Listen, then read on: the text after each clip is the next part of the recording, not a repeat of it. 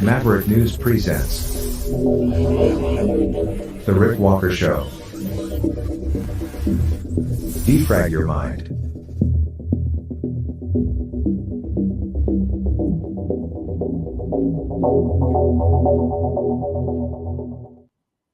Good evening, everyone. I'm Rick Walker. Welcome back to the Maverick News channel. Welcome, Maverick family. All kinds of stuff to share with you tonight. Lead story, though, Meta, Facebook versus Justin Trudeau and the federal Liberal government in Canada. Plus, Chinese police stations making headlines, not just in Canada, but also in the US. That story getting some international attention now. Finally, the mainstream media picking up on that in the wake of concerns about Chinese meddling in Canada's elections, with funds flowing to some politicians, apparently, allegedly. And we'll follow up on that story as well with one member of provincial parliament in Ontario resigning from his post in caucus with the provincial government of Ontario with Doug Ford, the premier there. So they've had a minor cabinet shuffle because that member of provincial parliament is accused of being part of a money redistribution network with funds coming from China. He says he didn't do anything wrong. He denies the allegations and says that the accusations are racially motivated. So we'll touch on that tonight as well. We'll look at earthquakes around the world as well, a volcano eruption, and we'll touch on that Wells Fargo bank run that has prompted the shutdown of that U.S. financial institution. That was what John was talking about in the call-in portion of our show last night, but we never actually got to talk much about that last evening. So we will touch on it tonight. So we have all that and more coming up right here on the Maverick News channel. Don't go away. More ahead right after this.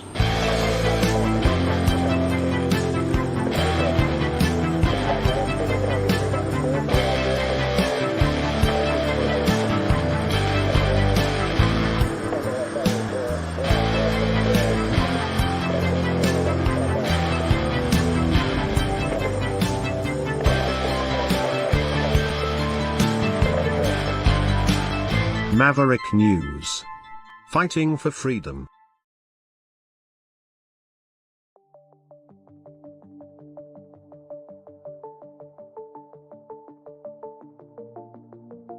Greetings, brave Mavericks. Our quest for truth continues. We go beyond fake news. Together we expose propaganda. Together we pull others out of rabbit holes. We are maverick thinkers. We are all unique individuals, defenders of individual rights and freedoms, credible, trusted, grounded in reality. Maverick News, Maverick News. Defending free speech, Donate at freedomreporters.com. Do it now. Tomorrow may be too late. Maverick News. The world is watching.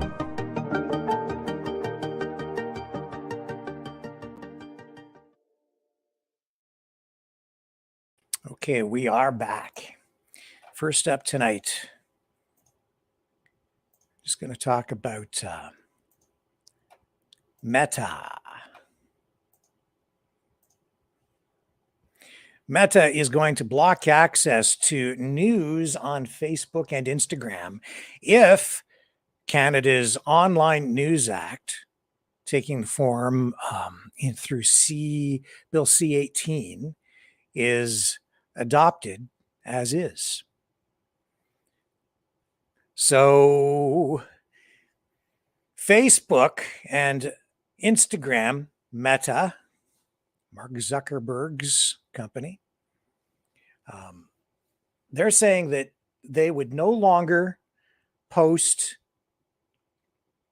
news content from mainstream media platforms on their social media platform if Bill C-18 is passed in its current form. So this is actually backfiring on the federal government and media companies. So Meta spokesperson Lisa LaVenture released this information today, saying that with the bill's current provisions, it would place Meta in an untenable position. She says, quote, a legislative framework that compels us to pay for links or content that we do not post and which are not the reason the vast majority of people use our platforms is neither sustainable nor workable. So social media companies like Google, Meta, they have been fighting against Bill C-18 because it would require them to negotiate deals that would then provide compensation to big media companies like CTV, Global, and others. So the big media companies in Canada and the federal liberal government have been supporting that bill, saying it would level the playing field for news outlets that compete with tech firms for advertising dollars. That is one of the things the big media companies have focused on since the birth of the internet, saying that is really why they are having trouble surviving. That is why the federal government has been pumping millions and millions and millions of dollars into those companies. Because all those ad dollars that used to go to television stations, radio stations, and to newspapers have been redirected largely to the social media companies. So Canada's Heritage Minister, Pablo Rodriguez, released a statement saying that once again, it's disappointing to see that Facebook has resorted to threats instead of working with the Canadian government in good faith.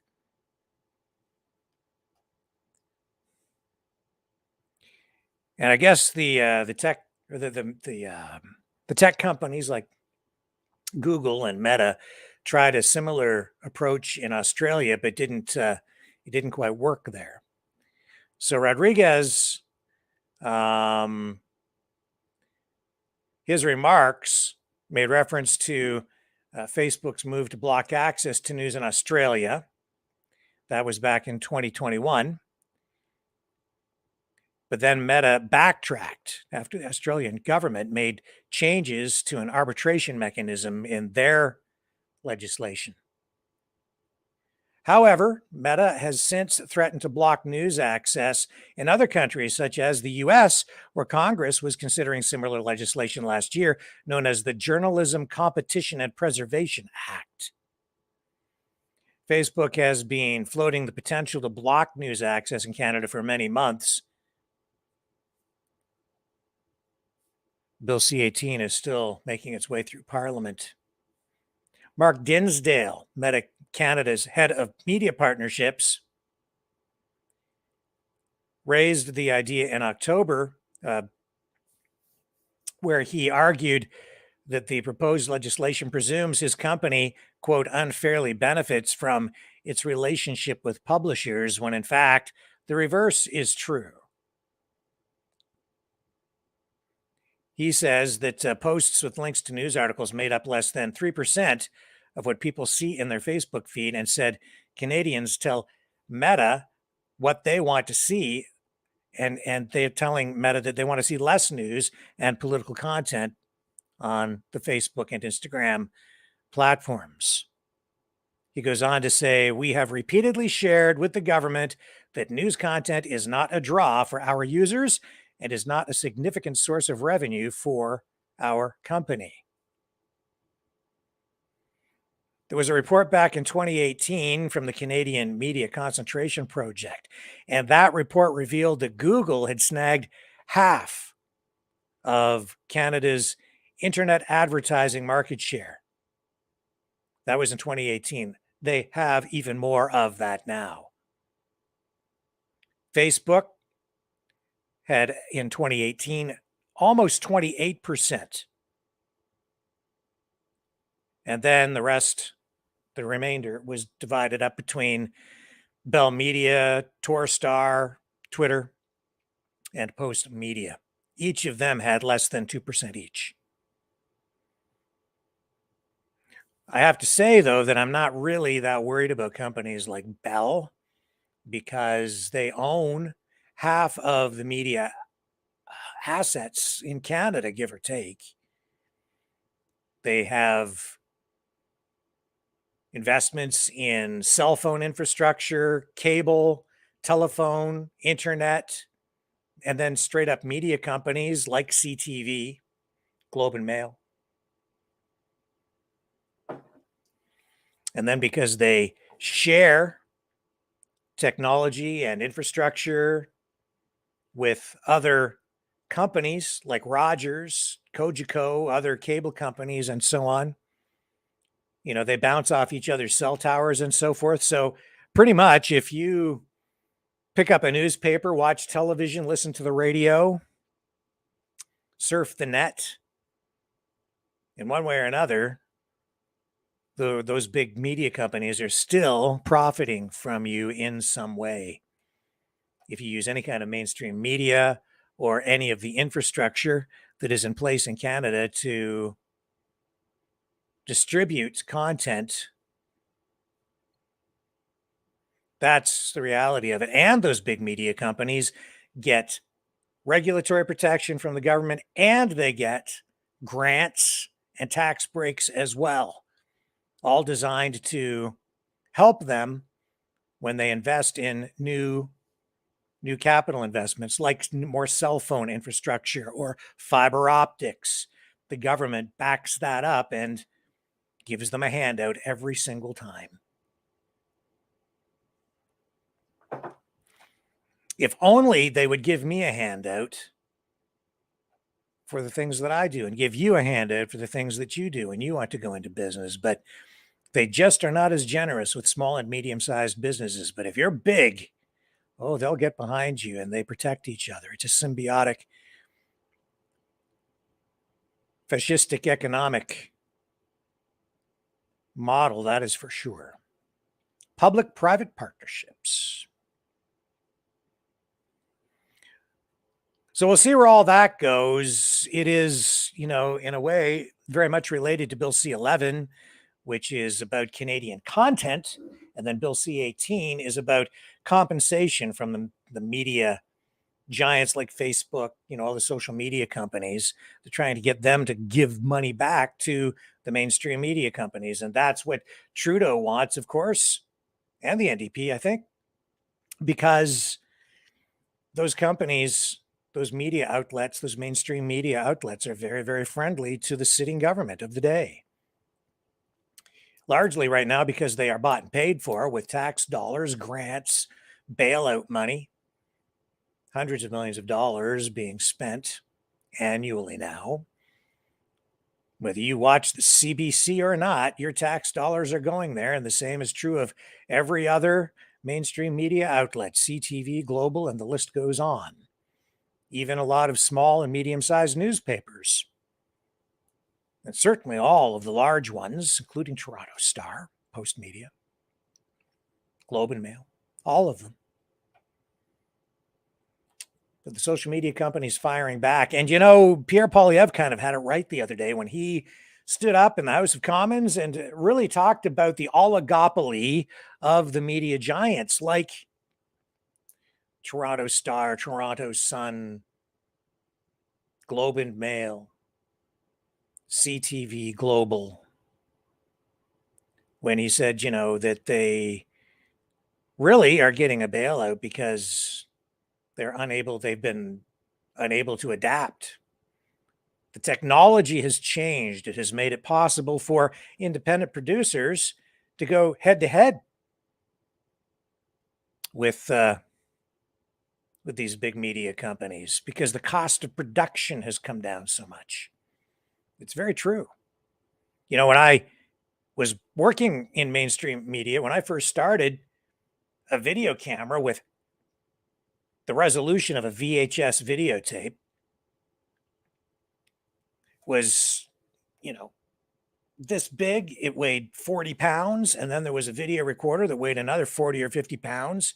You had to carry both of those.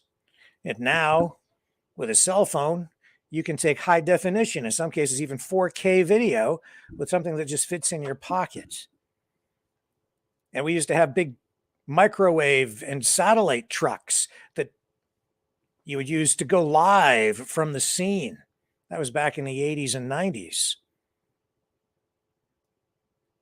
And now you can go live from any place with a cell phone, a data feed, camera, and a little bit of initiative.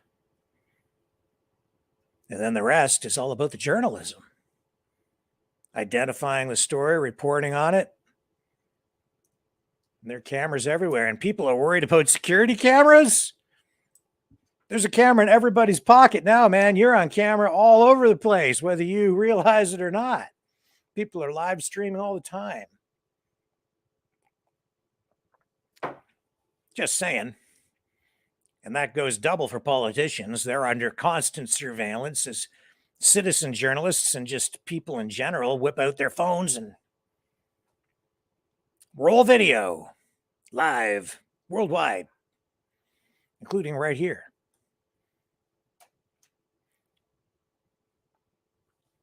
I don't think that those media companies, well, how can I put it? I think that the media companies deserve to be paid for some of their content. I think everyone deserves to be paid for some of their content when they hit a certain threshold. When you're producing actual content that people really want on YouTube, they pay a little bit. And that, I think, is appropriate. You pay for the content on your platform when you are benefiting from it because you're selling ads around it. That's what Google and Facebook and Twitter, that's what they do. They sell ads. And when you're producing content, every time you post pictures, family photos, whatever it is, they're selling ads around that. They're selling you, and you're providing the content. And I'll tell you, it's actually a better deal than the deals quite often that you get from the broadcasting companies like CTV when you're an independent producer. Trust me. It's not that you don't really make money as an independent producer broadcasting on television these days. It's the way the system is set up. That's why I left Canada with my show and took it to the US. Anyway, just talking about that because it really does affect everything we do here. It affects what you get to see and hear. And I'm curious to know what your thoughts are as well on this issue of censorship and, more importantly, whether you even care if the news content from the mainstream media outlets is carried on Facebook and Instagram. So what we're going to do is we're going to shake it up and do things a little differently tonight. We're going to go to the phones early. We're going to go now. And you can talk about this issue, and then we'll come back and we'll dig into, we'll go to the phones for a little while, then we'll jump off, and we will look at some of the other news of the day later in the broadcast. Stay with me. I'm going to set those phones up, so get ready to dial.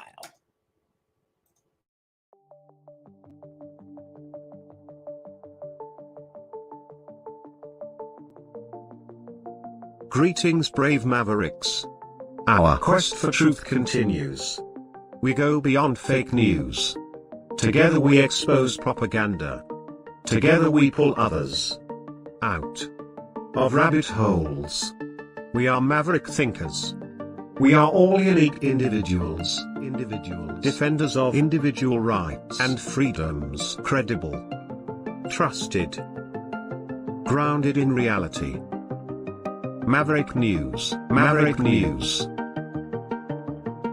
Defending free speech, free speech. Donate at freedomreporters.com. Do it now. Tomorrow may be too late. Maverick News. The world is watching.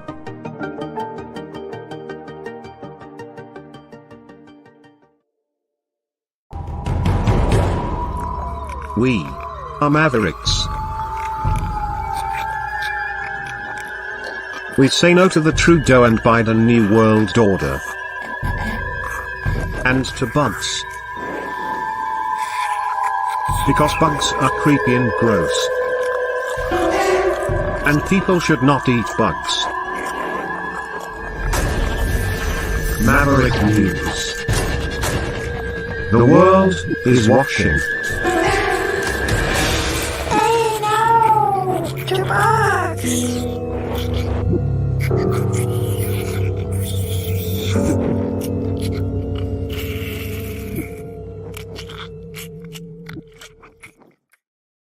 Okay, the phone lines are set up. Here's the number to call, and it'll be really nice to get some new callers tonight.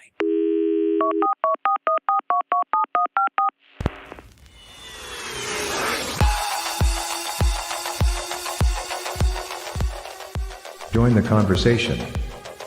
Call 1-833-975-3733. That's 1-833-975-FREE. Speak up. Speak out. Make your voice heard. Maverick News. Fighting for freedom by defending your right to free speech. Be a Maverick. Join us.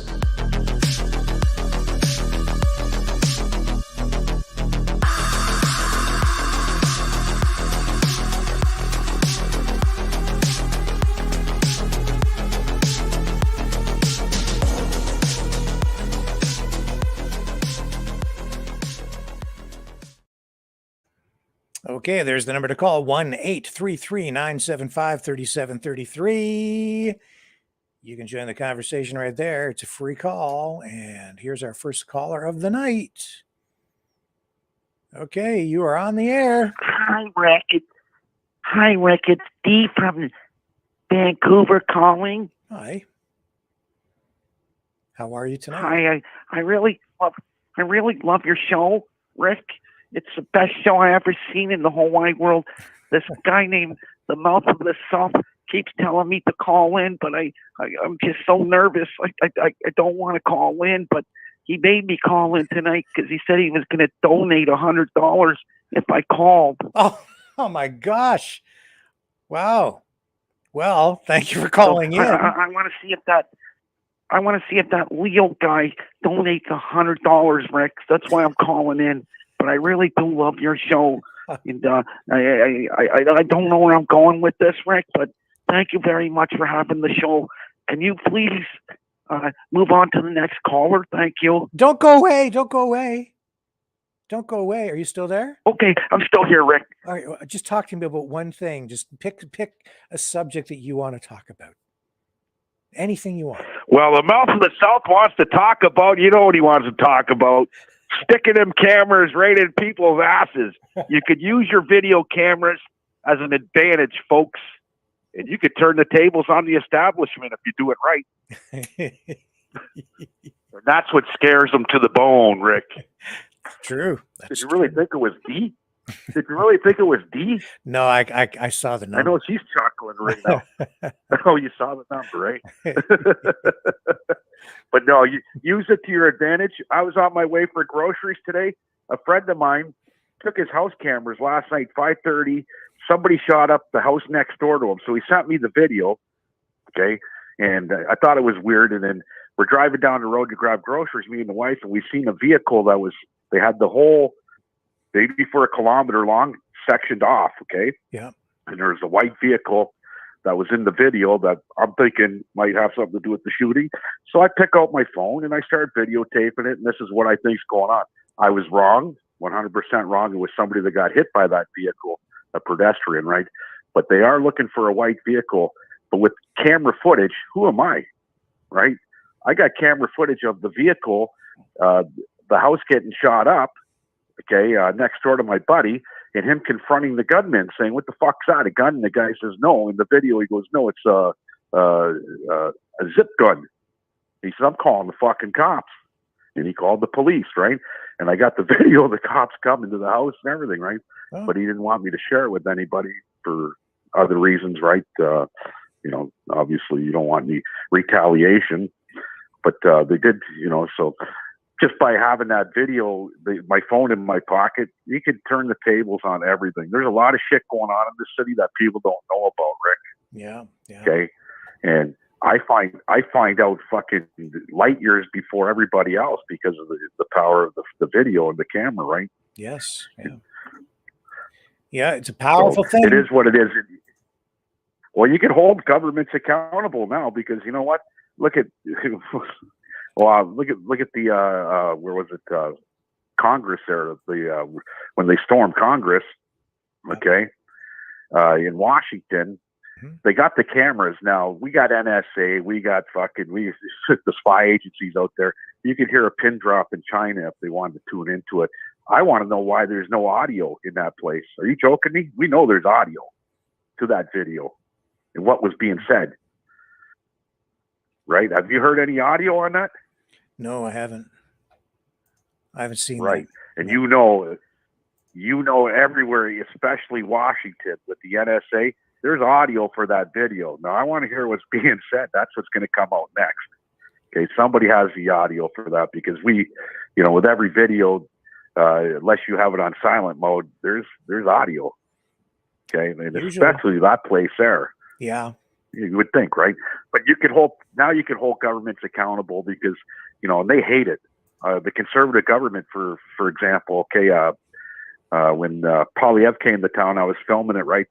And then afterwards, he was doing the meet and greet where people were lining up. I didn't get in that lineup. I don't have the time today for that shit, right? But people were getting in the lineup and getting a still picture with them on their phones.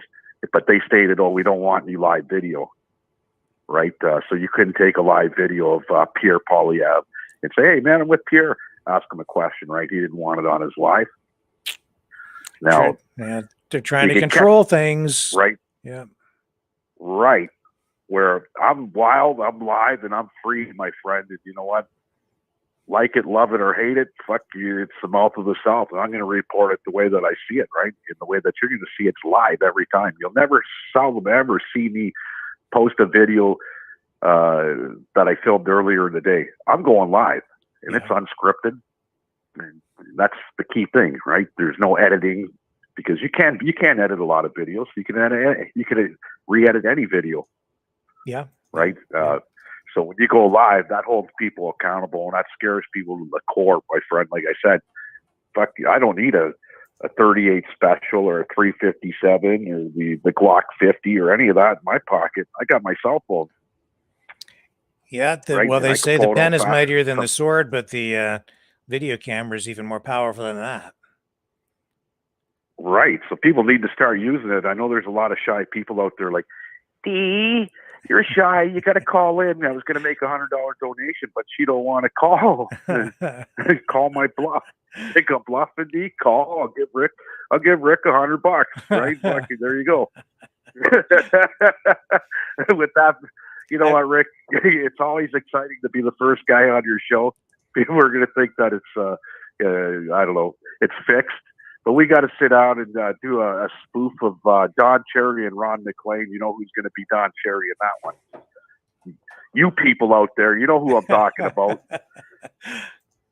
Well, and if Rick had babies with, who were you saying you're going to have babies with? John last night? Yeah. I'm going to have babies with John. You remember you said Yeah, you're gonna have babies with John. Well, I can guarantee you the baby's gonna come out with nice hair. Well, But we can't go there because the last time they did the experiment on what do we call it, anal fornified babies being made. We ended up that was in 1969. They tried it on a woman named Margaret Trudeau. Okay, and what did we get in the end? Justin, the first anal living baby. Okay. You know where I'm going with it. I hear you.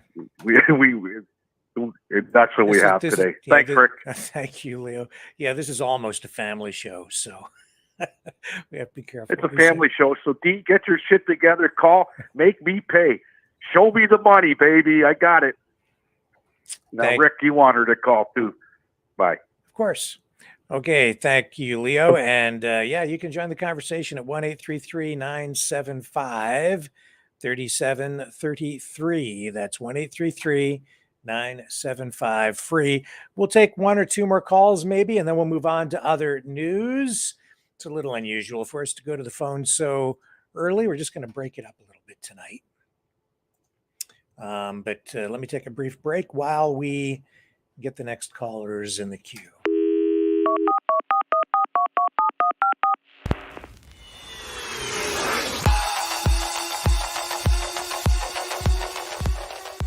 Join the conversation. Call 1-833-975-3733. That's 1-833-975-FREE. Speak up. Speak out. Make your voice heard. Maverick News. Fighting for freedom by defending your right to free speech. Be a Maverick. Join us.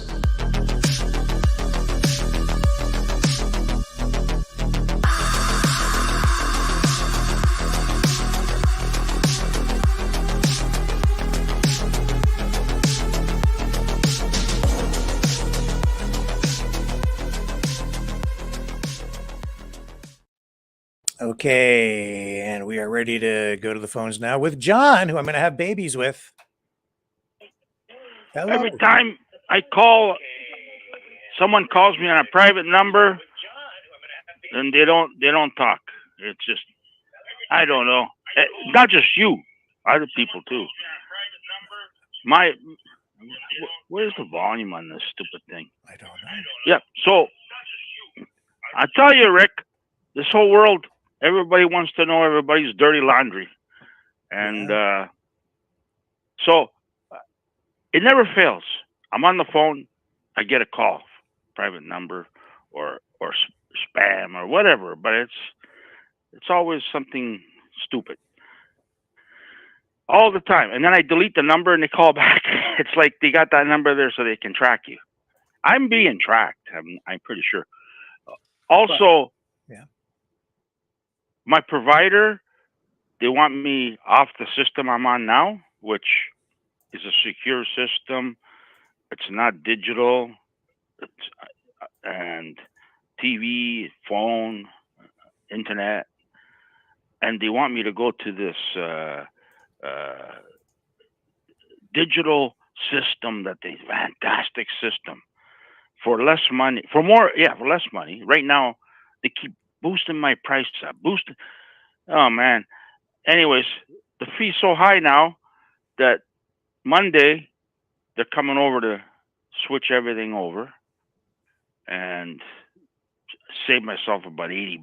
Big deal, but the thing is, they're trying to sell me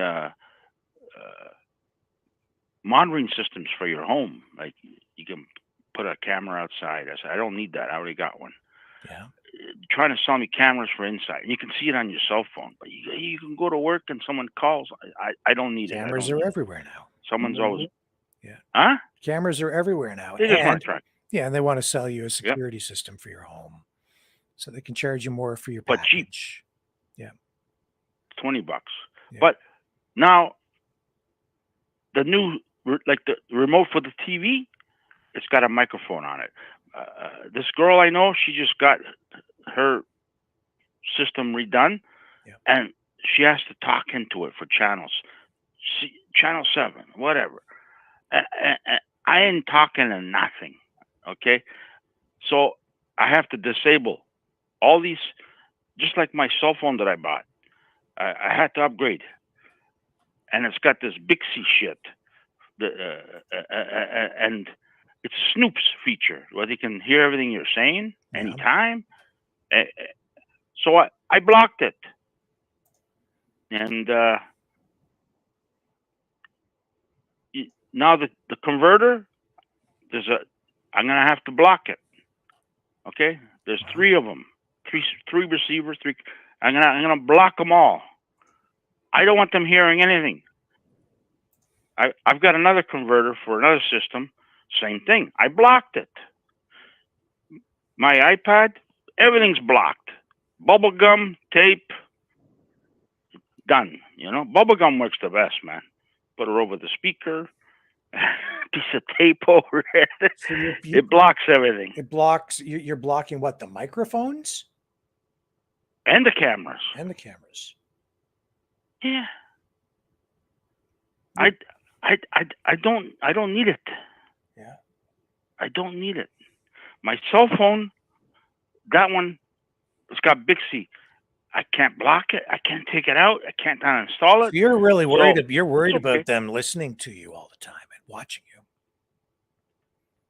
you. Well, I'm not worried about it. I got nothing to hide. I'm just trying to find a way. Everything you buy today has got Snoop system. Your cars. That's why I bought an older car, because it doesn't have all the Snoop systems in it. Everything's. What about your everything phone? you do today? What about your phone? Well, my phone, I don't take it with me. Believe it or not, only when I go to a concert, take pictures, video. I don't take it with me, and if I do, I put it in the glove box. They still can track you. I turn the location off, but I don't think it's off. It might say off, but I don't think it's off. Yeah. Yeah. I know people who track their girlfriends on her cell phone. They know exactly where she goes. I go, man, are you jealous, man? What's the problem with you? You're stalking her. Does she know this? No. But, they go, she just got it at the store now. It's like Uber. Rick. See, my wife wanted me to put a tracker thing on my phone. And that was okay for So her she to could do track it to you? me, but if I guarantee you, if I wanted to do it to her, that wouldn't fly.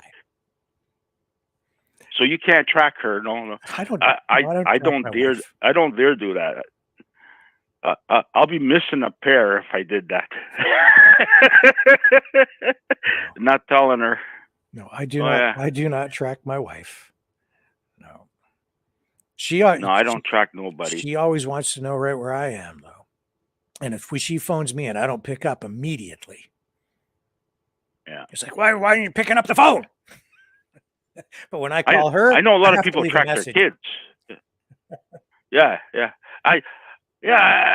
I don't even take my phone with me. They call me and she calls me and I go, I don't have my phone. It's at home. Can you hear it ringing? Yeah. And I know a lot of people who track their kids on their phone. That's fine, tracking kids. But this one couple, they're divorced. They're going through a divorce. So now she tracked the kid to his girlfriend's house, and she knows exactly where she lives, where he is. You know. See, so you're just proving my point from the other night. Everyone's worried about smart cities, and I talked about these LED smart street lamps, and people are worried that those things are going to spy on you. And man, they don't need those things to spy on people. You already have your phones, everybody. Like that's the best one. Yeah. Like that and your credit cards cards. That's right. Your credit cards taking track of you everywhere you go. Everything you buy, all these points. Like some people, I don't bother with the points. Yeah. Like you go to Food Basic or whatever, no frills. You get bonus points on your food, and I don't bother with that shit. That's a tracking, and then next thing you know, your phone's full of Ads. That's right. Yeah, that's exactly right. And well, listen, we're going to move on. Here it comes again. Look, another private call I got here. Look, there you go. Well, you go get your private call. Maybe call back later in the show if we go back to the phones. And I got your mail, by the way. Thank you for that, John. I appreciate it. Oh, okay. All right. Funny? Yeah, it was funny. Thank you. Yeah, okay, bye. Right, see ya. All right, let's move on to Ashley from Alabama. Hello. How you doing, Rick? I'm okay. How are you? Hi, man. I'm doing good, brother. Just want to call in and say, hey, how are you doing, man? Excellent. Good to hear from you.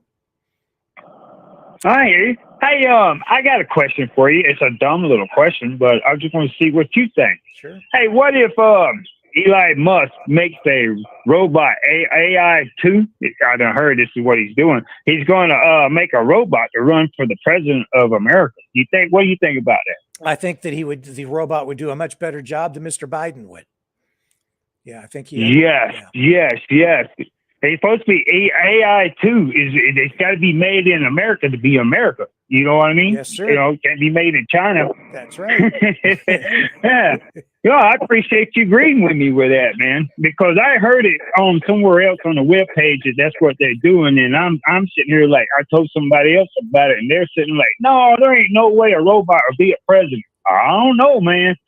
Them things are a lot smarter than what we think they are. That's right, especially when they get they're infused with artificial intelligence. So then that begs the question, are they alive? And if they're alive, then do they not deserve citizenship? And with that citizenship, do they not then get rights? And if they have rights, then they should be able to vote. And if they can vote, then they should be able to run for public office. And we could have an artificial intelligence robot as president of the United States. And we would be better off.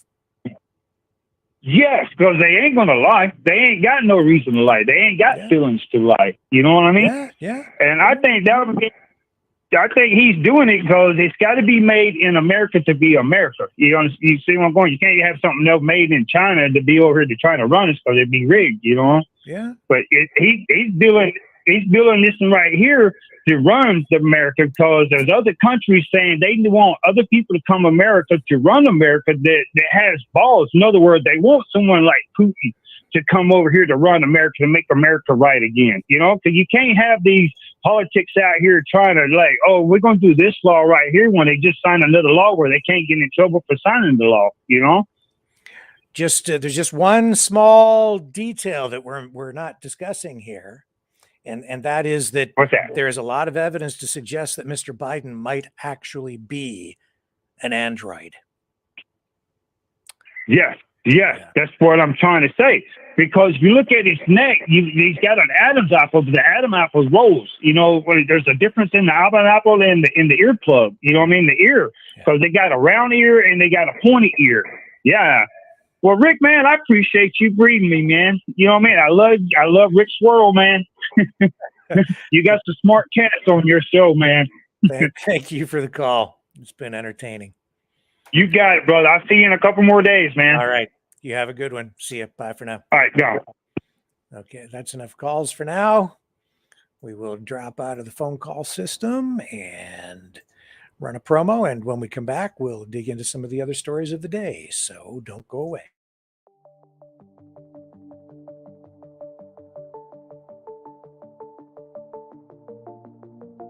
Greetings, brave Mavericks. Our quest for truth continues. We go beyond fake news. Together we expose propaganda. Together we pull others out of rabbit holes. We are maverick thinkers. We are all unique individuals. Defenders of individual rights and freedoms. Credible. Trusted. Grounded in reality. Maverick News. Defending free speech. Donate at freedomreporters.com. Do it now. Tomorrow may be too late. Maverick News. The world is watching.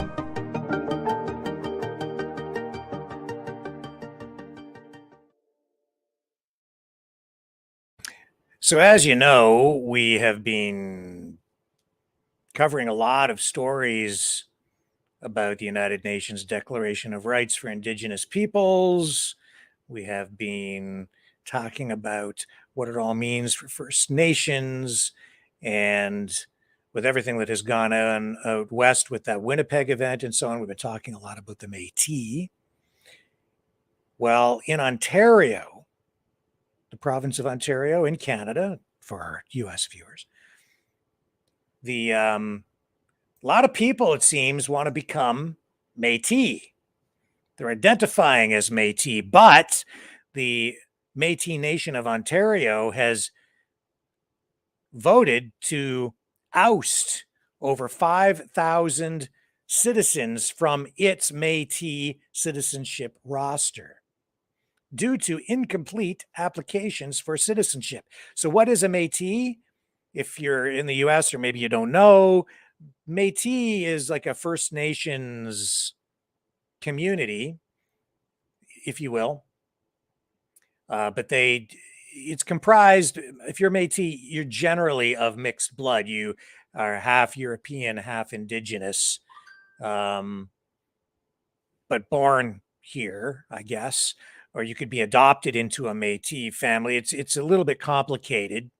According to the MNO president, Margaret Froh, some of the incomplete files that are being rejected from people who want to become or be recognized as Métis. These files could be incomplete because they maybe have not signed the oath of allegiance, or they haven't provided a long-form birth certificate linking them to Métis ancestry, a bunch of different reasons. It's also quite apparent that in various parts of Canada, a growing number of people who are probably not Métis are trying to be recognized as Métis because they want the same rights as people in the Métis communities. In other words, they want to become Indians for a variety of reasons, many of them related, I think, to UNDRIP, the United Nations Declaration of Rights for Indigenous Peoples, which in an accelerating fashion is beginning to reshape Canada, Canadian sovereignty, returning sovereignty of the land back to First Nations communities in many respects, and changing the nature of the relationship between the federal government and First Nations peoples. Well, we have this with Margaret Froh from the Métis community in Ontario, the Métis Nation of Ontario. She is the president of the organization, and this is her talking a little bit about this, I will call it a phenomenon of people trying to become Métis, and many of them, over 5,000 now, of those applications being rejected. Ontario did on behalf, frankly, of all Métis, all the way to the Supreme Court of Canada before that had any meaning, before Section 35 had any meaning. And then, of course, over the course of the last 20 years, since that victory in Pali, we've continued to evolve. Our registries have continued to evolve. Part of the work that we did as Métis governments, all together under the umbrella of the Métis National Council, before we went to the Supreme Court in Pali, was come together to put forward a national definition of who are the Métis. We wanted to make it very clear to the Supreme Court, it is Indigenous peoples themselves that determine who they are and who belongs. And so we did that. We did that together. We advanced that case to the Supreme Court. We got the victory in Pali. We've been implementing that victory ever since. And one of the things that the court said in Pali, they spoke to the critical importance when you're proving Métis rights of objectively verifiable citizenship registries. And with the Pali decision, we finally started to see some investment from government into supporting our registries. So over the course of the Métis Nation of Ontario, by the way, is turning 30 this year. So it's a big year for us. Obviously, the communities we represent are much, much, much older than that. But over the course of the last 30 years, we've gone from having zero resources and an older, outdated definition to updating it to a national definition, working with other Métis governments, to finally having investments in our registry, to where we are today, having gone through this independent third-party, very transparent review of all of our citizenship files. We have a state-of-the-art citizenship registry that is comparable, I would say, to it is, bar none, I would say, one of the leading Indigenous registries in this country. So turning to another topic, the MNO recently signed a self-government implementation agreement with the federal This is from the government. Aboriginal People's What exactly Television does this Network, mean by the for way, Métis to citizens? give them credit. It's a further advancement in that recognition of those inherent Métis rights of self-determination and self-government. We had signed. Oops, something happened there. We lost our feed. Hang on. Come on. Do we have an internet problem? Just give me a moment. See if we can fix this. We'll try and reestablish the connection. Seem to have an internet problem here, folks.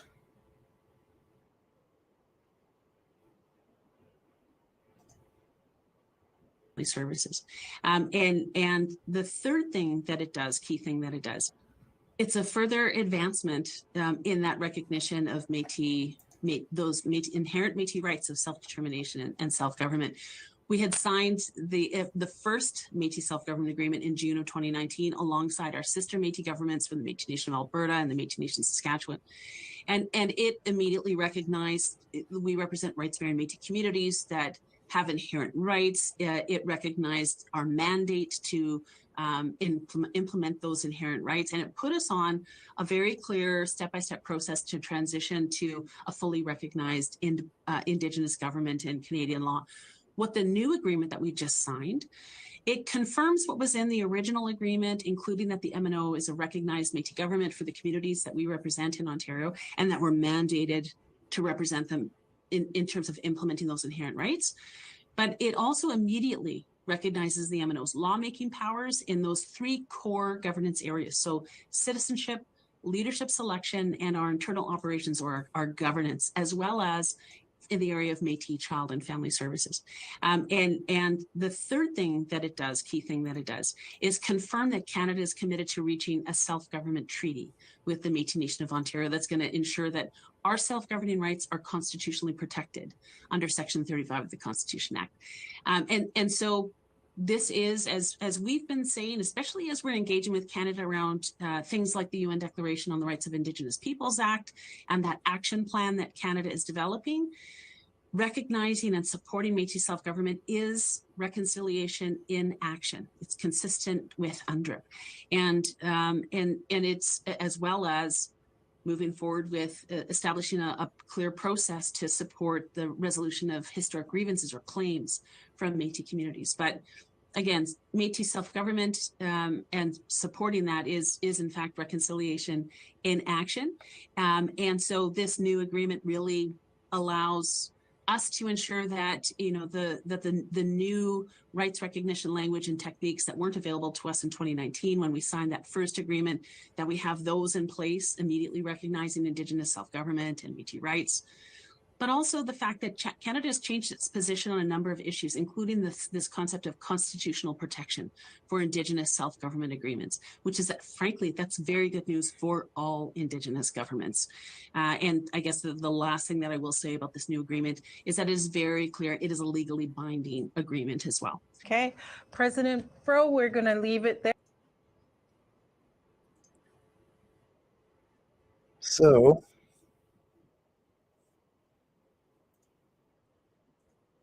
hang on just a moment here. We're going to take another break. Well, actually, you know what I do? This is related to that. And this is a UN expert on Indigenous rights.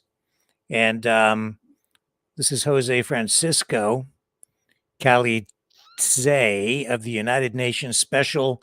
He's a UN Special Rapporteur on the rights of Indigenous peoples. And he is on a 10-day visit to Canada examining the issues surrounding First Nations, Inuit, and Métis as they relate to the implementation of UNDRIP, or the UN Declaration on the Rights of Indigenous Peoples. And this is a news conference where he explains a little bit about what he's doing.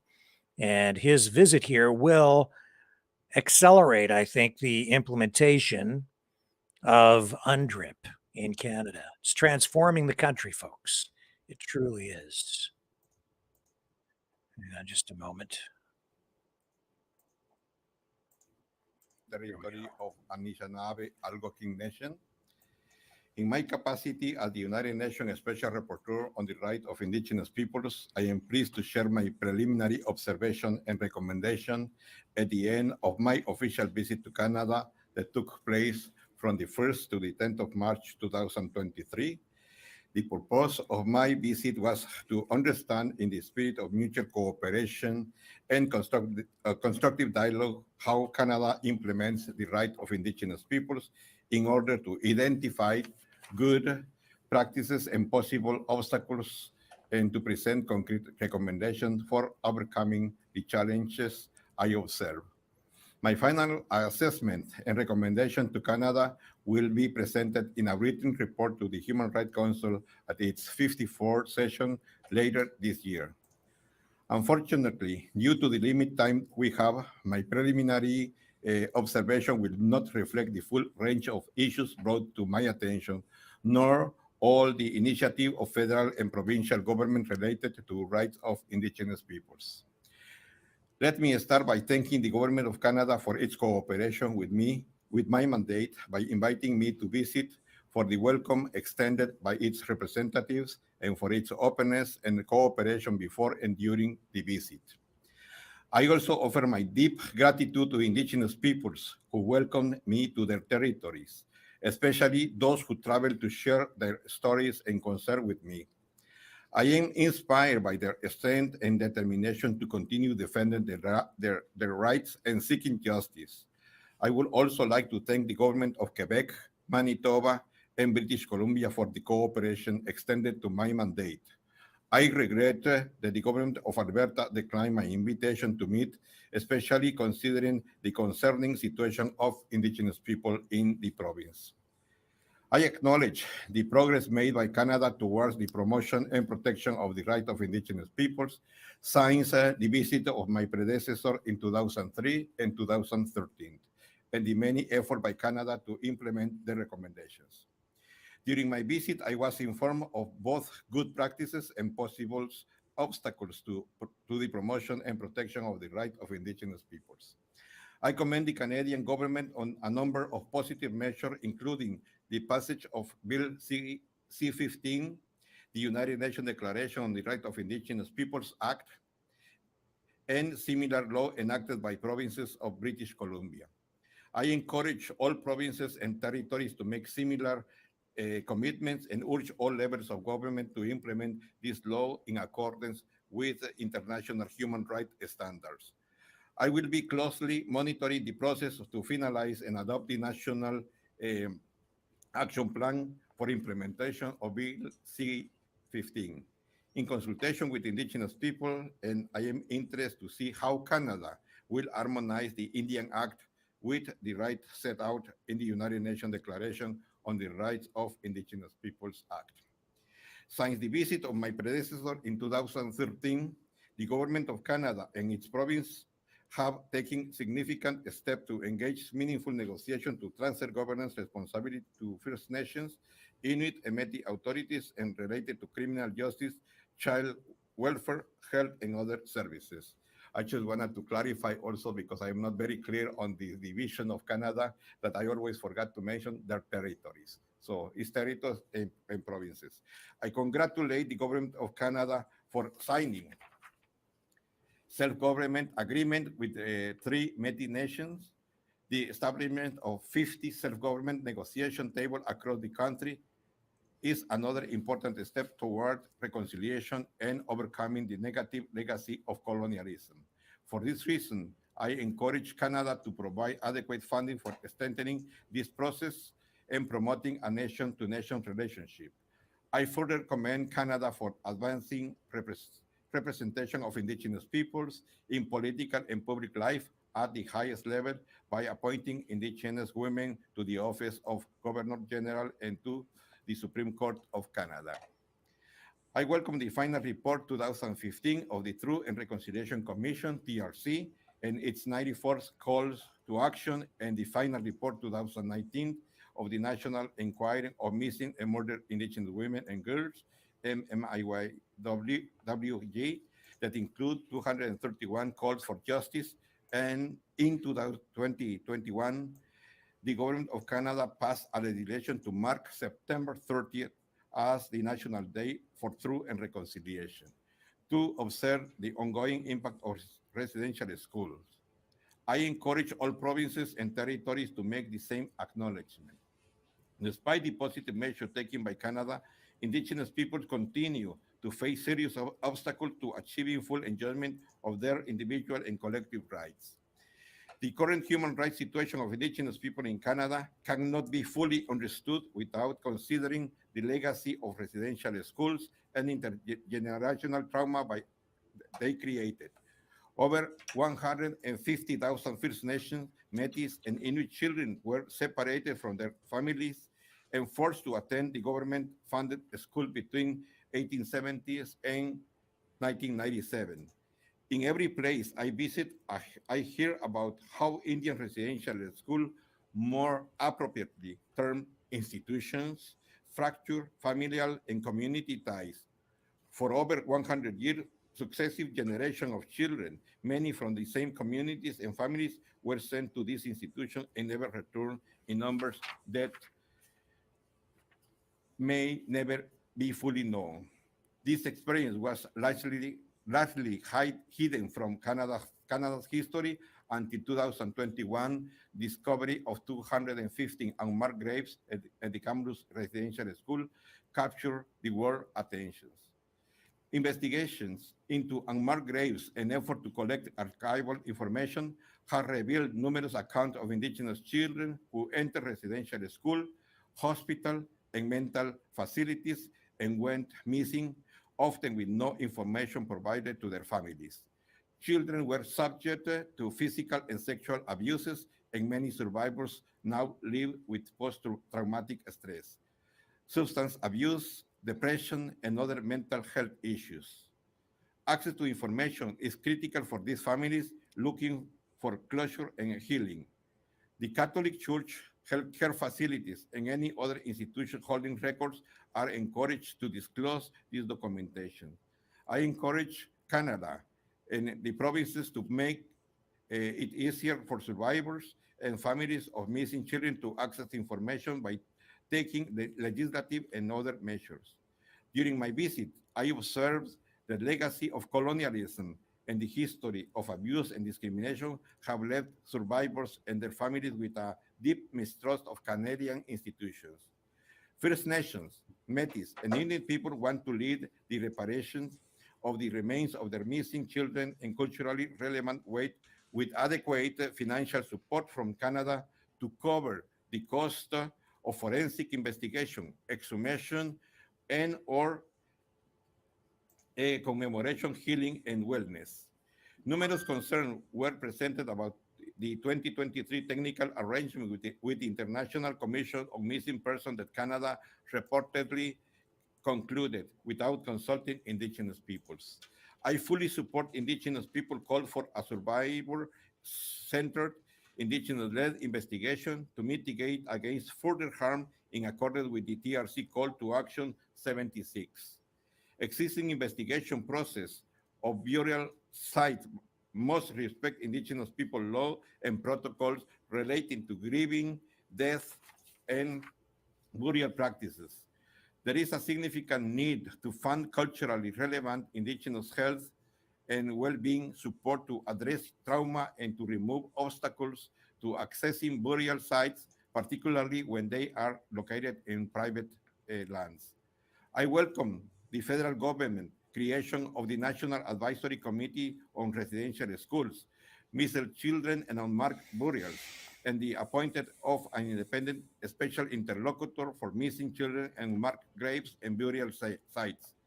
The federal government has also provided dedicated funding for indigenous people to undertake research to identify missing children and unmarked burials. However, concerns were expressed by indigenous representatives that the nature of funding agreement does not allow sufficient time to conduct investigations. It's limited to communities whose land encompass residential schools and does not permit funds to be used for legal assistance, exhumation, and DNA matching. I received disturbing reports about the rise of denialism in relation to discovery of unmarked graves and call on Canada to counter misinformation about residential school with education and awareness raising. Educating the public about the history of residential school requires the preservation of a large body of evidence documenting grave and systematic violation of Indigenous children's human rights who were forced to attend Canadian residential schools.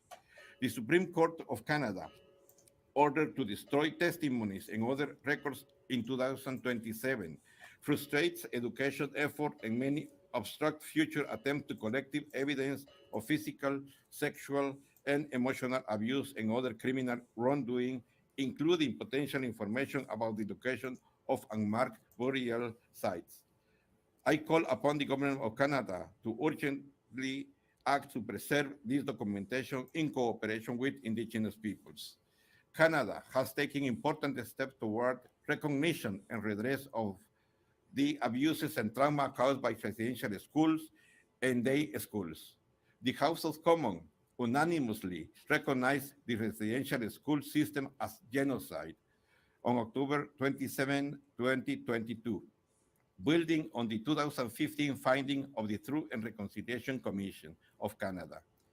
The government of Canada has also settled and is continuing to resolve a number of class action claims of survival and their families. However, full resolution of residential school claim is necessary to achieve true reconciliation, including for Catholic church-run institutions and residential schools established by provinces. I call upon the government to favorably settle the claim of Métis survivors and their families. I also learned that some survivors who suffered severe trauma were not emotionally prepared to present claims by the government's deadline, but may wish to do so in the future.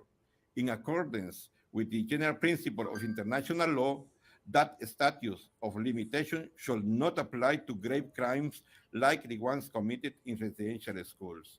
I call upon the government of Canada to reopen the claims process for those excluded from initial settlement. Canada has embarked on an important journey towards reconciliation that must dismantle the foundation of a structural racial discrimination against Indigenous peoples. The TRC calls for action have shown the way forward and should be fully implemented.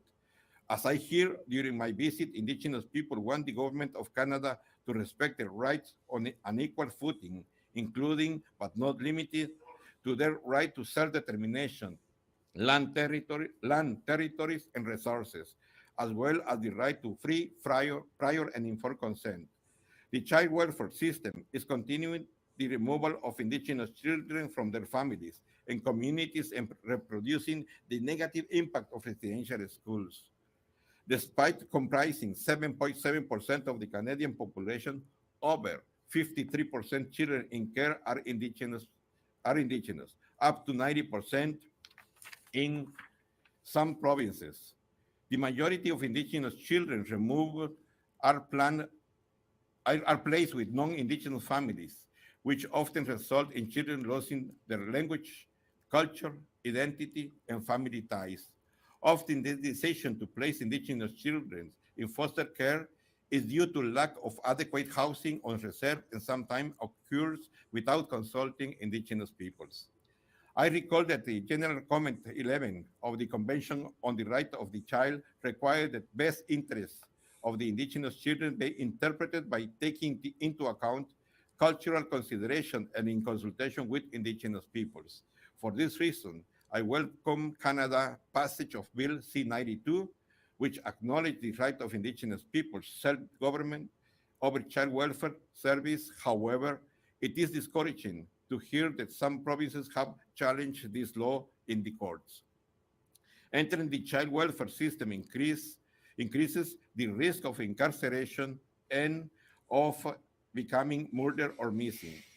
Indigenous youth make up 8% of the population in Canada, are incarcerated at a rate of around 50%. Canada must adopt holistic reform in consultation with indigenous people to address the root cause of these problems, including racial discrimination, poverty, inadequate housing, and the lack of culturally appropriated interpretation of the best interest of the indigenous child. Intergenerational trauma caused by a residential school and structural racial discrimination have also led to present-day crisis concerning missing and murdered indigenous women and girls. During my visit, I was alarmed by reports and testimonies about missing and murdered indigenous women and girls.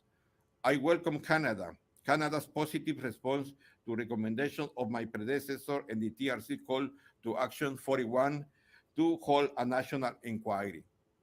In 2019, the national inquiry was concluded and a final report was delivered that included 231 calls for justice directed at governments, institutions, social services providers, industries, and all Canadians.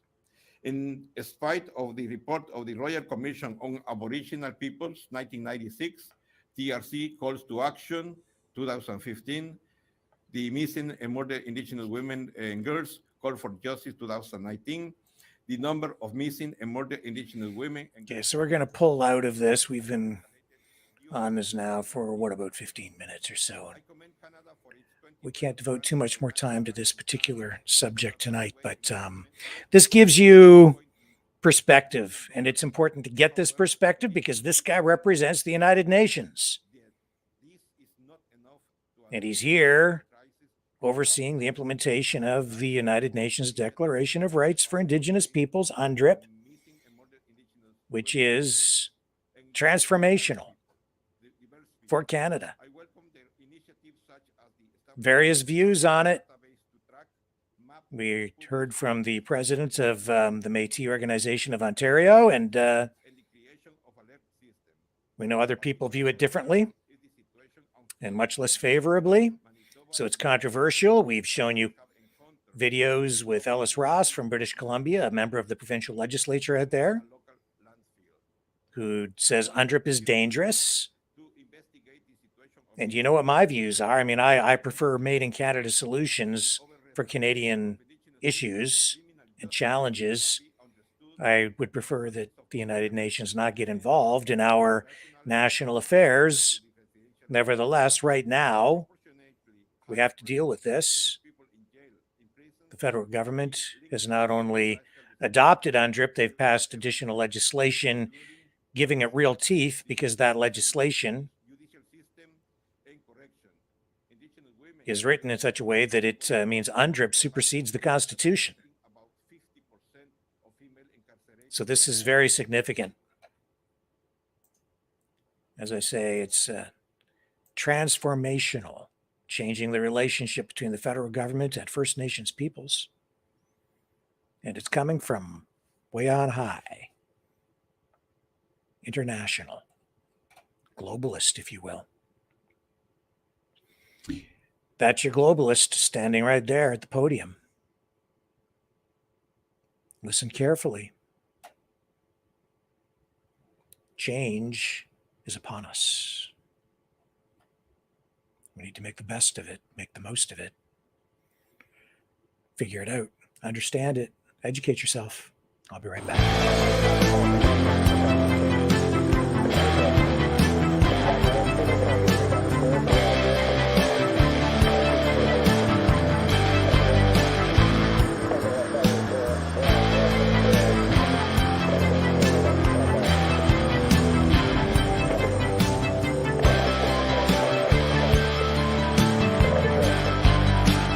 Maverick News.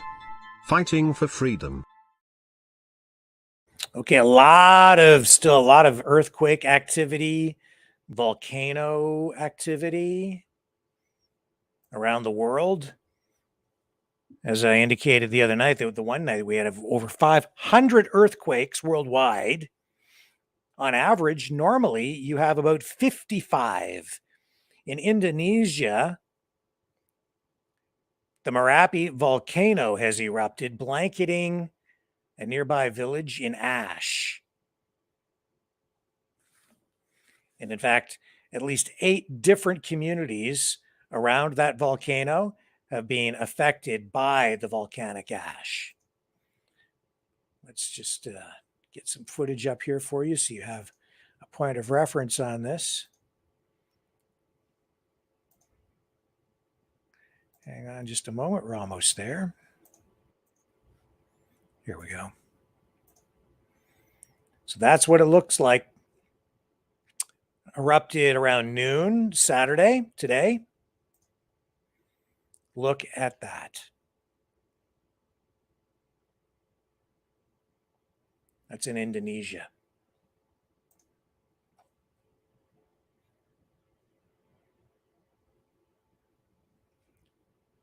So you have those clouds of hot ash spewing a mixture of rock, lava, and gas. And the effluent from that volcano traveled up to 7 kilometers down its slopes. That column of hot smoke clouds rose 100 meters into the air. That according to the National Disaster Management Agency in Indonesia. Fortunately, believe it or not, no reports of casualties so far. But all that black soot blocked out the sun, and the villages around that volcano have been covered in ash and soot. The air is thick with the effluent from that volcano. Look at that.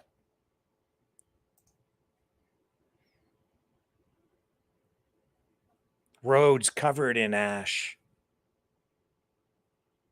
So that volcano is one of Indonesia's most active volcanoes. Its last major eruption was in 2010. And when that happened, it killed over 300 people and forced the evacuation of over 280,000 residents. And today's eruption was the most powerful eruption since 1930, when about 1,300 people were killed. An eruption back in 94 killed 60 people.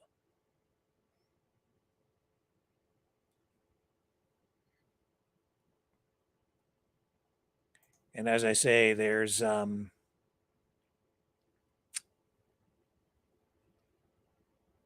lot of earthquake activity around the globe still tonight. Much more than normal. Why, it's not clear, but it's certainly concerning. Mother Nature, Mother Earth, if you will, is a little bit angry.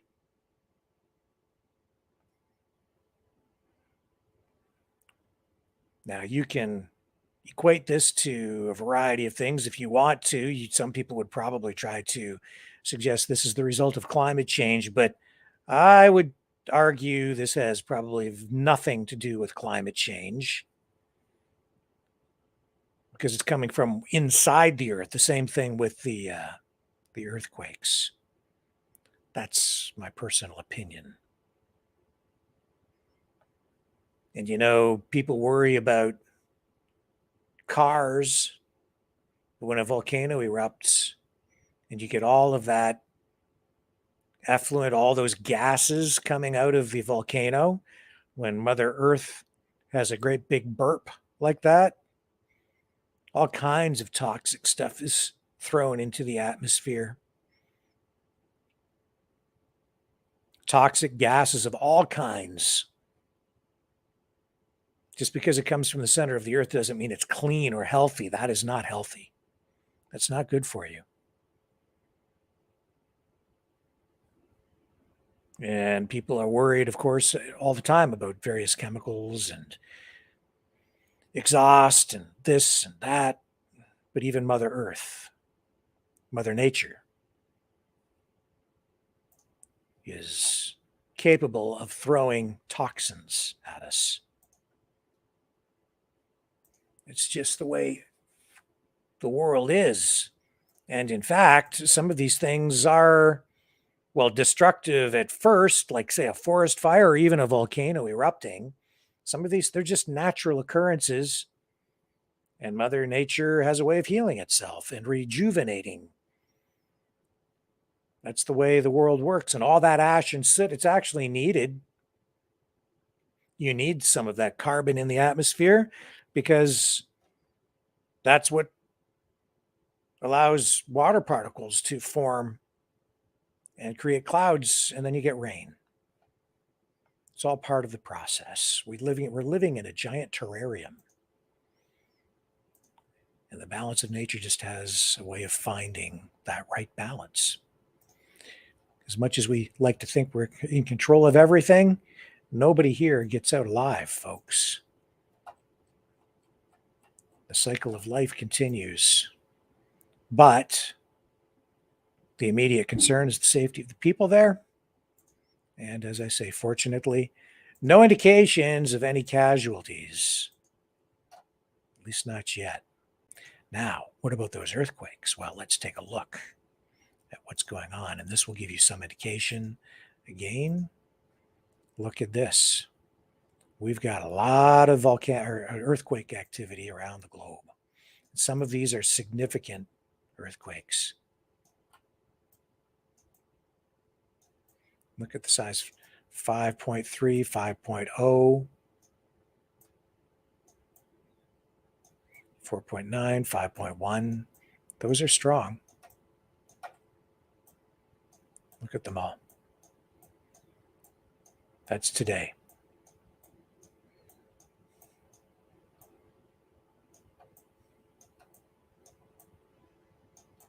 And we know that we had a lot of activity around Turkey.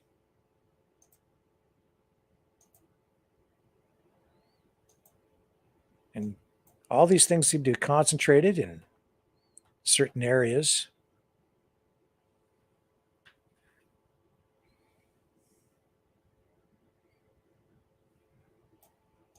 A lot of things affect earthquakes. I think the gravitational pull of the moon, maybe even the sun, shifting plates within the earth. A lot of activity right there.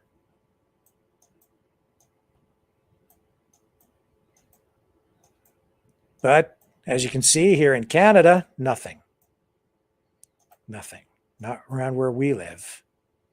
You get up here in the far north, up into the Arctic, and you start looking around up there, and Alaska area, you've got some activity up there. And look at that concentration of activity right there, all the way down. Not as much as there was a few days ago, but still more than normal. Just thought I'd share that with you guys. It's, I think, just something to take note of. And some of those quakes in the last few days have been extremely destructive and deadly.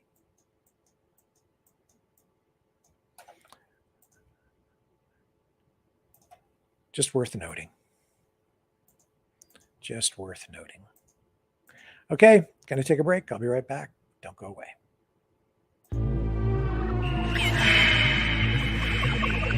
Fighting the Great Reset. By leading the Great Resistance.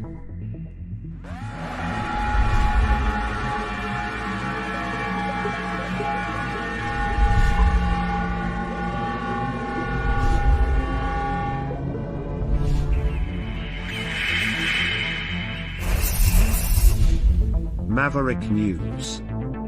The antivirus programs for your mind.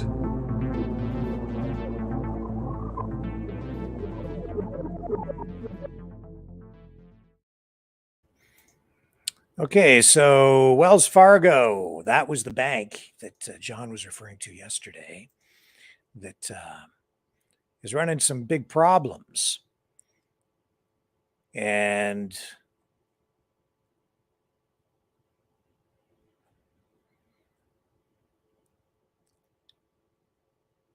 let me just check something here. So just bring you up to date on it because we really didn't get to talk about it much yesterday. Here's a short report. Bring this up for you. Here we go. If you're a customer with Wells Fargo, you may have had a little scare as you logged into your online account today. You logged on and saw you were missing a whole bunch of money. Well, according to downdetector.com, still almost 100 issues reported about 30 minutes ago. And this morning, the bank said in a statement that some customers' direct deposits transactions weren't showing up. Wells Fargo initially said there was a technical issue to blame for the wrong bank balances. And we spoke with a financial advisor to get advice on what you can do to protect yourself.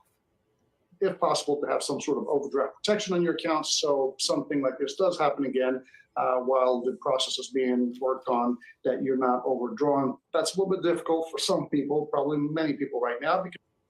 Yeah, really big headache there. USA Today is reporting that Wells Fargo reps say the problem will be shored up by Saturday and they'll refund fees incurred by this problem. So that was a day ago. And hang on here just a second. So I know that Wells Fargo's customers did report missed paychecks due to a glitch.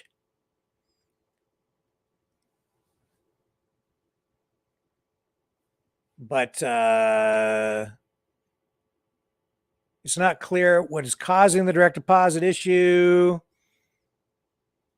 The bank is in trouble.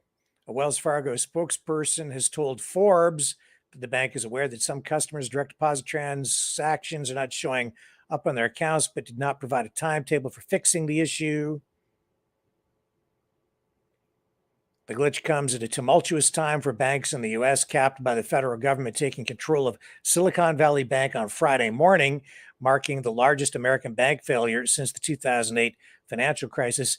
SVB's stock plunged more than 60% on Thursday after it reported reduced customer deposits, which put a strain on other banks, Wells Fargo, despite no obvious solvency issues at financial giants like Wells Fargo. The benchmark KBW Bank Index declined more than 8% at times Thursday, its largest fall since June of 2020. So I really have not been up to speed on this story. John mentioned it. Some people have sent me some links here. I'm just trying to share this with you tonight to, again, just address it because it was mentioned, but not really properly addressed last evening. So for our U.S. viewers, if you are interested in this, you might want to check online for more details. I'm not going to get too deep into this because it's not a story that I've been actively following. Wells Fargo, it says here in this Forbes article that I've found, has been plagued with a series of legal troubles over the past several years, including a fake account scandal where employees created millions of checking and savings accounts for real customers without their consent to meet quota goals set by top executives. The company agreed to pay a $3 billion fine for the fake accounts in 2020, and former CEO John Stumpf was banned from ever working in the banking industry again. And SVB was shut down by a California regulator after their stocks crashed amid turmoil. So, problems on the banking front, on the U.S. side. The banking industry is somewhat different in the U.S. than it is in Canada. The market is different. The U.S. is much bigger than Canada. The Canadian banks are regulated in different ways. We don't have as many banks in Canada either. And SVB being mentioned here and the way that it has affected Wells Fargo. And I know that there was something of a run on Wells Fargo accounts. There was sort of a run on the bank yesterday, but SVB has been shut down by the California regulator because the stocks crashed. So Silicon Valley Bank Financial has been closed down amid the ailing firm's attempts to seek a buyer and raise capital, intensifying turmoil that prompted concerns of possible government intervention and staggering losses at other banks and among cryptocurrencies. So SVB was closed Friday morning, yesterday, after reports that the bank's parent company hired advisors to explore a possible sale. The agency said insured depositors will have full access to their insured deposits no later than this coming Monday. Shares of SVB Financial were halted Friday morning after they fell more than 64%, after already plunging by 60% Thursday, following an announcement the lender had lost $1.8 billion after selling securities worth $21 billion. The S&P Select Banks Index at one point fell more than 3% Friday and 14% over the last 5 days, including declines with the Dow Jones Industrial Average 0.2%, the Standard & Poor 500 0.7%, and the NASDAQ at 0.9%. After four of the largest U.S. banks lost $52 billion in market value Thursday. Though they paired losses, other banks, including Goldman Sachs, 2.5%, and Bank of America at 0.6%, also posted declines Friday, though JP Morgan is up 1.7%. Issues with SVB Financial, in addition to the liquidation of the crypto banking giant Silvergate Capital, have caused Bitcoin and other prices to drop 11% and 10% over the past 5 days. So volatility, turmoil, even in the cryptocurrency market because of SVB and the problems there. So hold on to your wallets, folks. It's turned into a bit of a ride. Okay, another break, and then I'm not sure where we're going when we come back, but I will return right after this.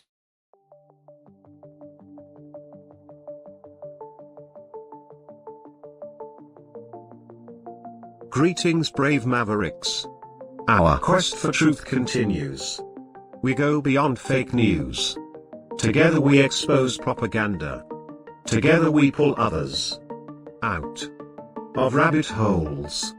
We are maverick thinkers. We are all unique individuals. Defenders of individual rights and freedoms. Credible. Trusted. Grounded in reality. Maverick News. Maverick News. Defending free speech. Free speech. Donate at freedomreporters.com. Do it now. Tomorrow may be too late. Maverick News. The world is watching.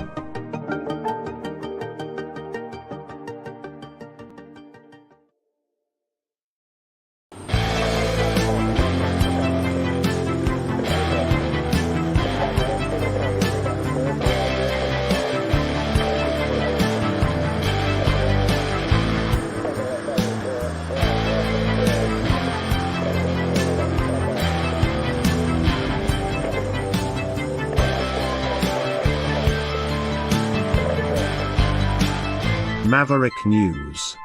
Fighting for freedom.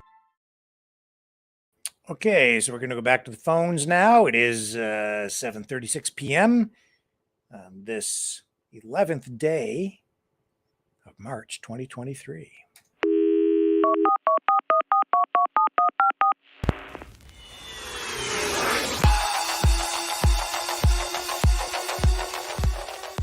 Join the conversation. Call 1-833-975-3733. That's 1-833-975. Free. Speak up. Speak out. Make your voice heard. Maverick News. Fighting for freedom by defending your right to free speech. Be a Maverick. Join us.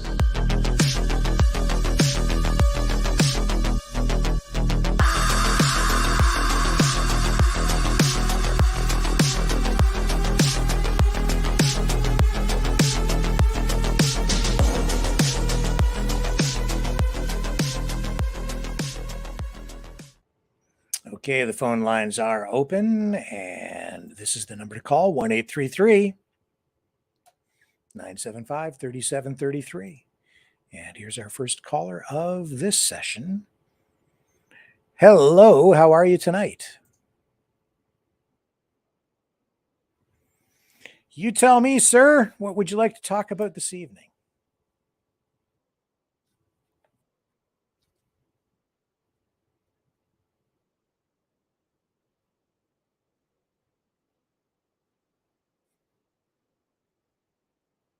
Okay, you go right ahead.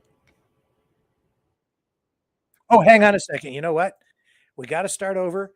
Your call was not up on the screen, so people could not hear you. They could only hear me. So let's start again. Please introduce yourself. The floor is yours, sir. You want to talk about the earthquakes? Good evening, Rick.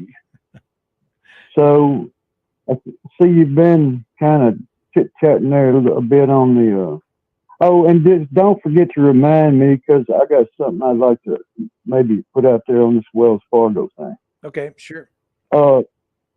This earthquake, volcano, it's a real I can lay it down to you probably in about 2 minutes. One is the sun does affect planet Earth in earthquakes. Mm-hmm. It has a direct effect on that. One is, do you know anything about the expansions of metal, Rick? You know what happens when you get a piece of metal hotter? Yeah. It expands and it contracts. Yep. When it gets cold, it contracts. Yep. Okay, so we have a north and a south pole in a magnetic field.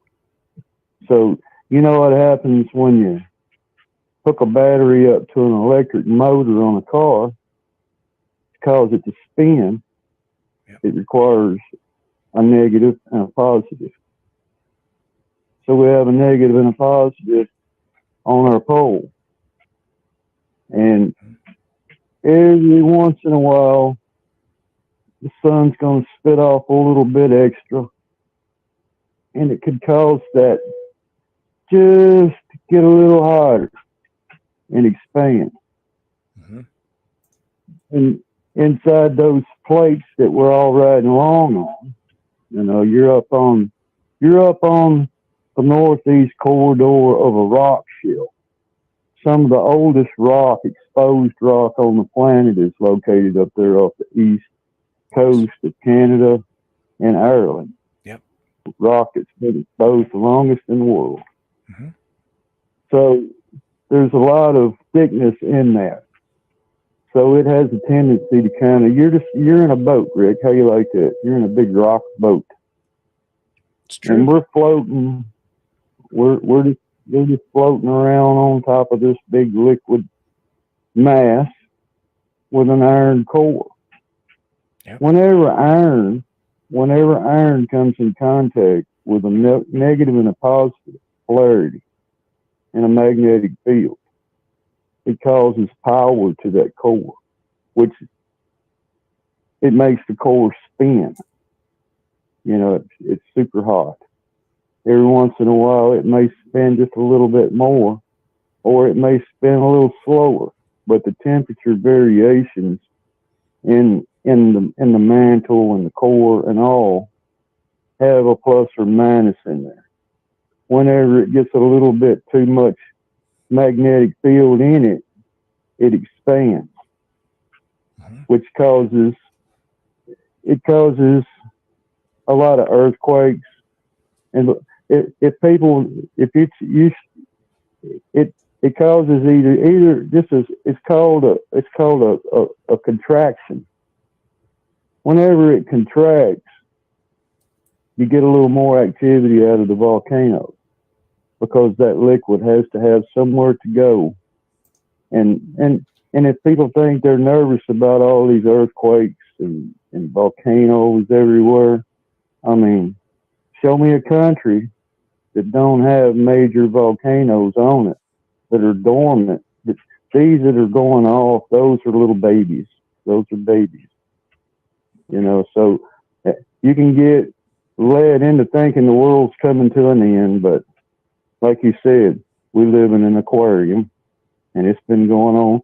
It's actually going on less now on the earthquakes and volcanoes than it was perhaps a million years ago, because it was pretty smoking back then. But not to change the subject on you, but there's not really nothing to worry about there. You know, there's nothing at all to worry about. I'm glad we have volcanoes. It helps our atmosphere. You know, it just does. And if anybody didn't know what a hurricane killer is, that's a dust plume. You know, it'll cause adverse weather to not exist. But anyways, I wanted to let you know something about this Wells Fargo thing. Whenever, let's go back to 2008. Let's say we had a market crash. And what had happened was there was federal legislative laws put in place at that point whenever the federal institution of government felt it necessary to loan funds to corporations to keep them from having to file a bankruptcy in a certain way. They borrowed that money from essentially us, the people. They borrowed it from the people. We loaned it to them. Well, inside that, they wrote adjustments inside of all that, and it's known now as a bail-in, which it authorizes big bank chains and institutions to be able to borrow from their shareholders or their deposits. It's essentially, it leads up to the banking industry borrowing money from the deposits, which it's a well-known fact. There was just something that went on over in Europe not so long ago about the same incident. So whenever an institution feels as though it's really in a pinch for some cash flow, there's a lot of credit out, you know, and it's like they have 265 million plus credit card holders alone inside the country of America. You know, you can only imagine. So whenever the bank has no money coming in, it has no revenues coming in, only because people are just interested, gross. There's nothing's really going on. They're not making any money. They're losing money. So whenever they get in a pinch, they're authorized now to be able to borrow from the depositor. And it's perfectly legal. But then it can cause what they call a cash drought, which means it can be a cash drought. It means that if you run a business to where you have to maintain your business, it's like a check cashing business, for instance. If I needed $30,000 in cash from a bank, it may make things difficult for that situation. You know, so it's either the bank's in serious trouble and it had to borrow the money from somewhere, or somebody made a computing error.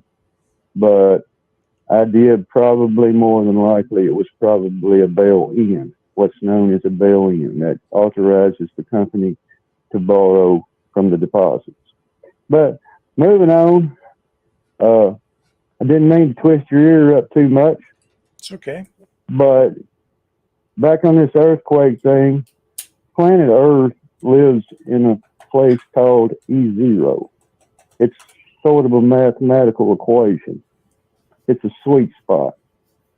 Whenever it moves out of that sweet spot in a magnetic field, then it kind of makes things kind of rock around a little bit down there inside the planet. So, I mean, it's been doing it for, I don't know. How old's the Earth, Rick? Oh, I think people guess, but Mhm. who the heck knows? I mean, it's Yeah. So I'm just, I'm out there. I don't mean to blab and blab and blab, but it just kind of, it was, and here's another thing that I've been keeping up with you is this thing about the train wreck thing. The chemicals get spilled and all that. yeah. The fact of the matter is BASF or whoever it is who owns those chemicals in those cars, whoever owns the chemical is not the one that's supposed to be responsible for it. It's the person who owns the train. The fact of the matter is, Rick, is if I went up there and said, hey, I want to buy a house here. And then somebody says, no, you don't want to buy a house there. You see, it doesn't really matter if you feel as though your home is your castle. That's your major investment. If you owned a $300,000-$400,000 house inside that city, and you said, "Hey, I want to sell this house," you can't sell it because nobody's buying. If you know what I mean, Rick. Yeah. And it's the same. It's the same as if somebody runs into me and it's their fault. I expect for those people to have insurance to pay for my vehicle. The fact of the matter is I think that it would be fair that anybody inside that city who feels as though they want to move, they don't want to be nowhere near that anymore. And I think that the company that owns that railroad track with those train cars on there should have to insure that. In all fair, because even if you had to sell your house and move to another city, good Lord, good Lord. You're going to try to sell a house to somebody that's not going to buy it. You're going to try to maintain your payments, your insurance, your mortgage, your car payments, your kids' school, and everything else. You got to go through that. And go and find another house and be able to afford another house to move into, and hopefully something's going to be done about the house that you were living in. So I think that they should draw a circle around that town out about 20 miles, and I think that the railroad company should own it, point blank. And as far as what went up into the air and what got spilled into the ground, there's probably an average of that all the way across the United States every day that gets spilled at gas pumps, at gas stations, all these spots at the pumps and everything else. People don't really think about it, but it happens. We got 400 million people between Canada and America, so it happens. So that pretty much gets spilled every single day inside these two countries. It's just, in that instance, I think everything within 20 miles, the railroad company should have to own that, Yeah. Because down here in the Gulf, when they spilled the oil, the BP incident, they used a chemical that causes the oil slick to solidify and sink to the bottom of the ocean. Turns it essentially into a black rock sitting on the bottom of the ocean. Well, in those reservoirs near and around where that incident was at, I would say that that's more than likely how it was treated. It was treated with a solidifying agent. It's laying on the bottom of the streams, and anytime anybody walks in it, it's never going to go away. It's never going to go away. Mm-hmm. Well, listen, So they're sir, I stuck with it. appreciate the call. I think what we're going to do is. Was that first?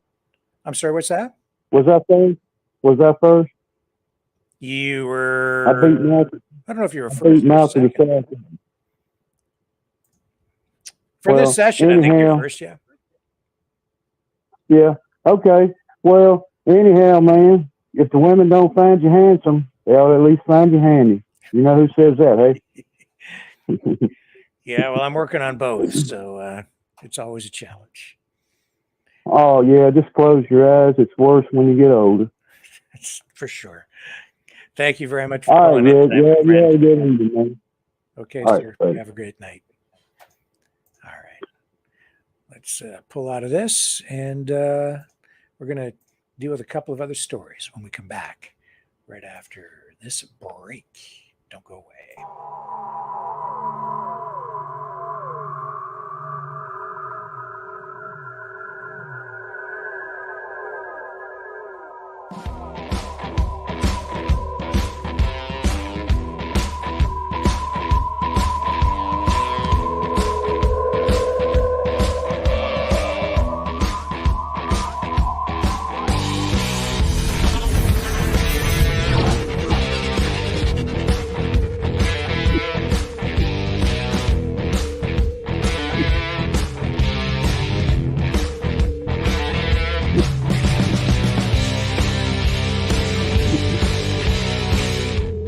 Maverick News.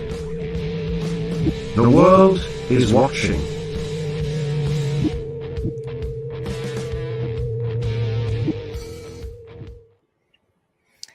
So, Harry and Meghan, apparently, they're caught up in this whole SVB banking thing.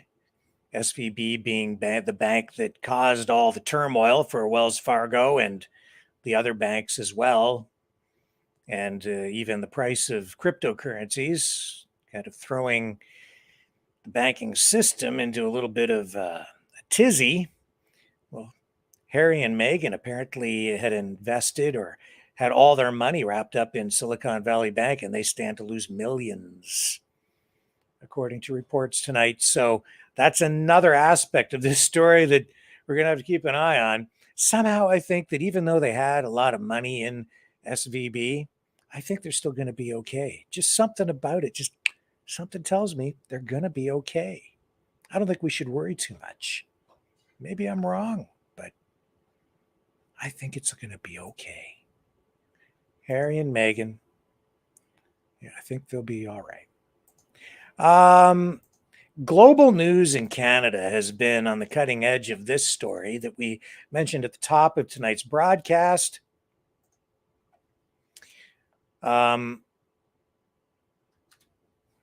Vincent Ke, and I was pronouncing his name incorrectly last night. I apologize for that. He is not a politician that has really been sort of on my radar.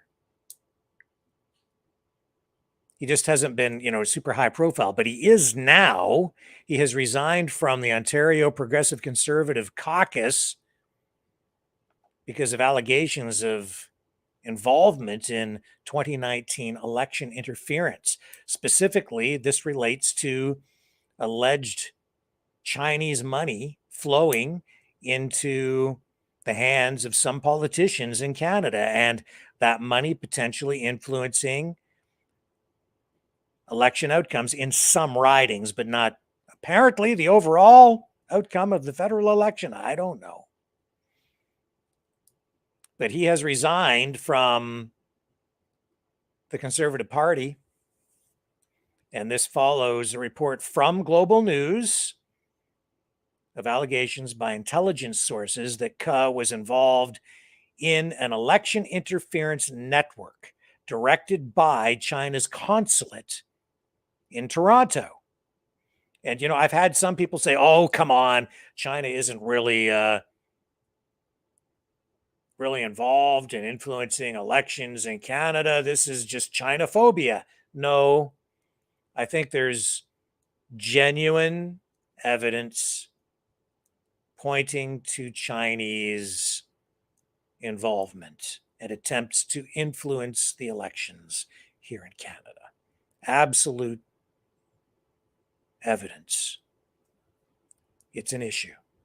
And we've seen that information leaked from the Canadian Security Intelligence Service in Canada to the media, and Global has to get the credit for these stories because they have been breaking them.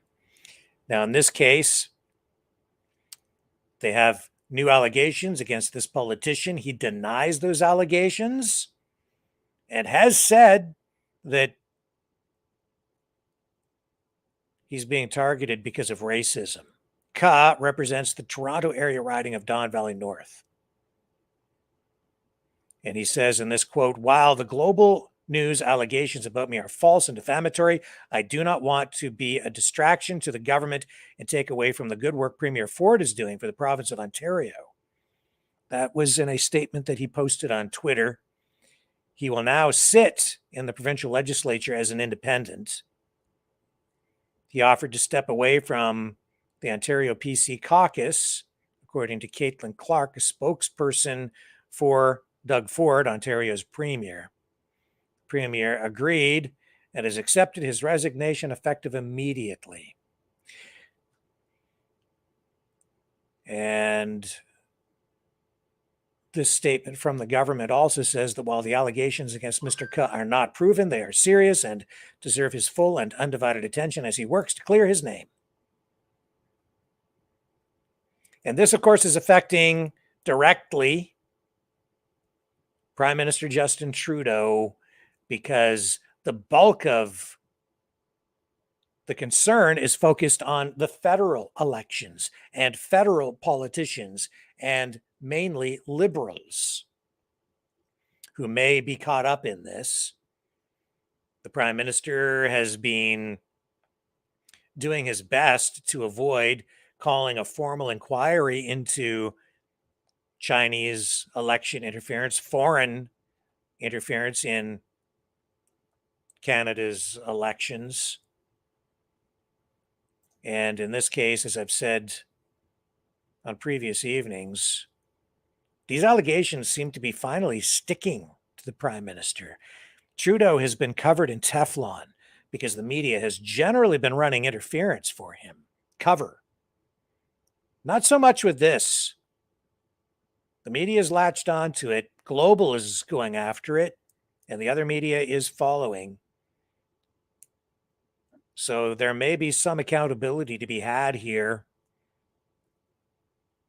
This is far from over. And even though Trudeau has appointed this rapporteur to review the situation and make recommendations that could include a recommended inquiry, it looks in many respects like it's a delaying tactic. There's also some suggestions that Trudeau might prorogue Parliament.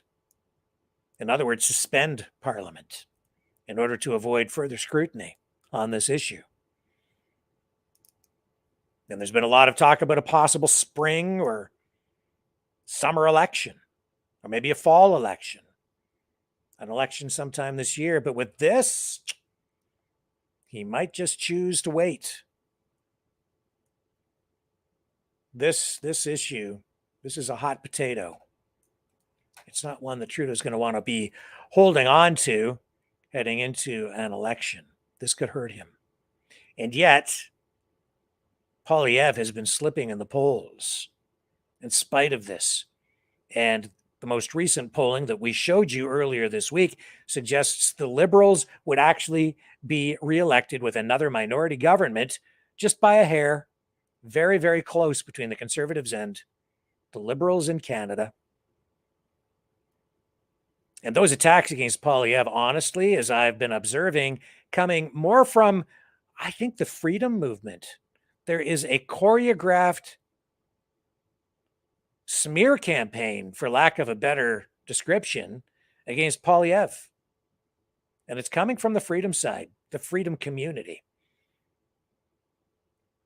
How do I know that? Because I know who the freedom players are.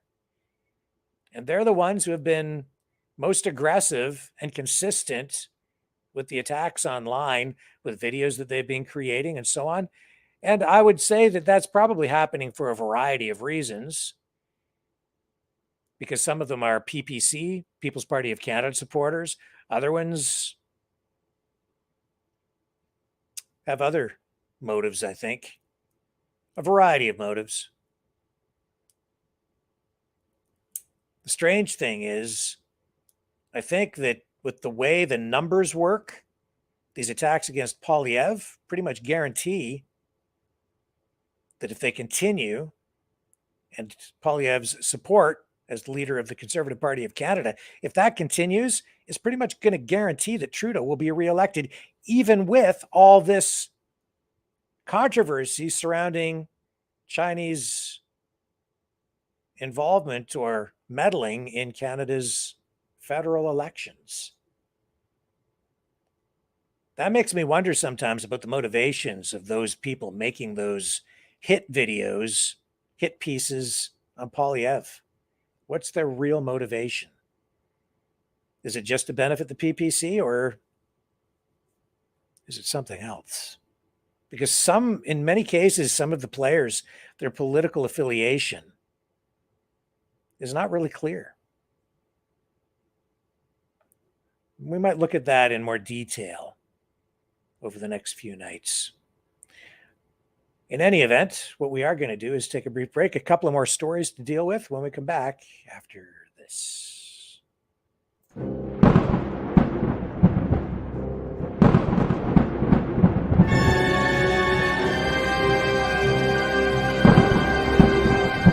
Fear not the storm, for truth is on our side. Maverick News. The world is watching.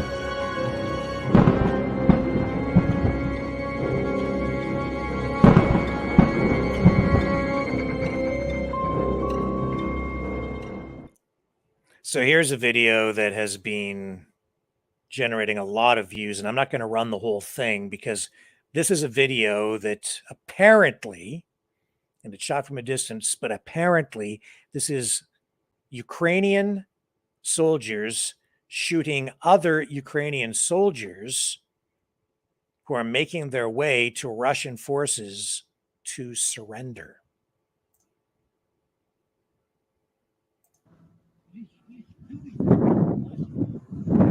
There they are. And I'm just going to pause it right there. I'm not going to show you. See the three soldiers, I believe it's three. They're shot.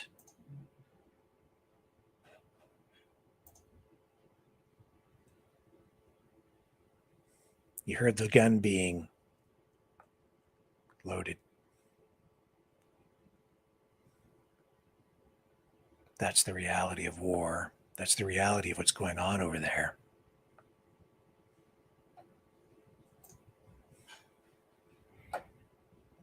That's what we're supporting with our tax dollars.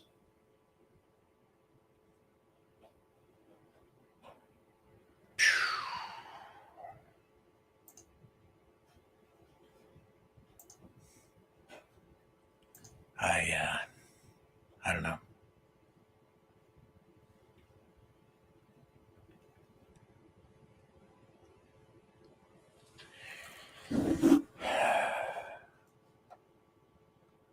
We need to be aware that war is so senseless.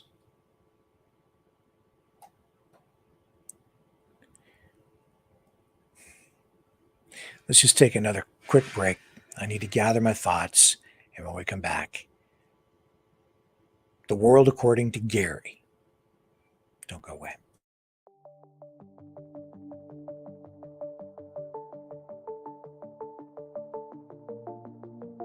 Greetings, brave Mavericks. Our quest for truth continues. We go beyond fake news. Together we expose propaganda. Together we pull others out of rabbit holes. We are maverick thinkers. We are all unique individuals. individuals, defenders of individual rights and freedoms, credible, trusted, grounded in reality. Maverick News, Maverick News. Defending free speech, free speech. Donate at freedomreporters.com. Do it now.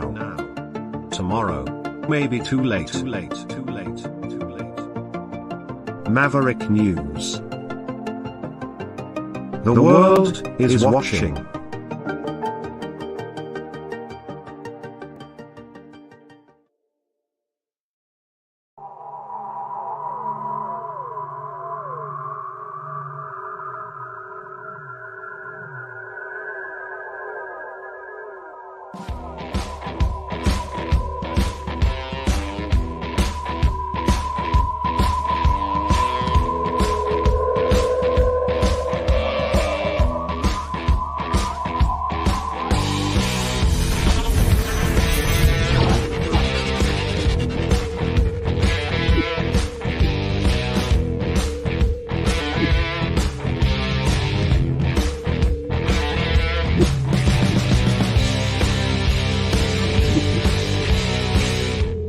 Maverick News. The world is watching.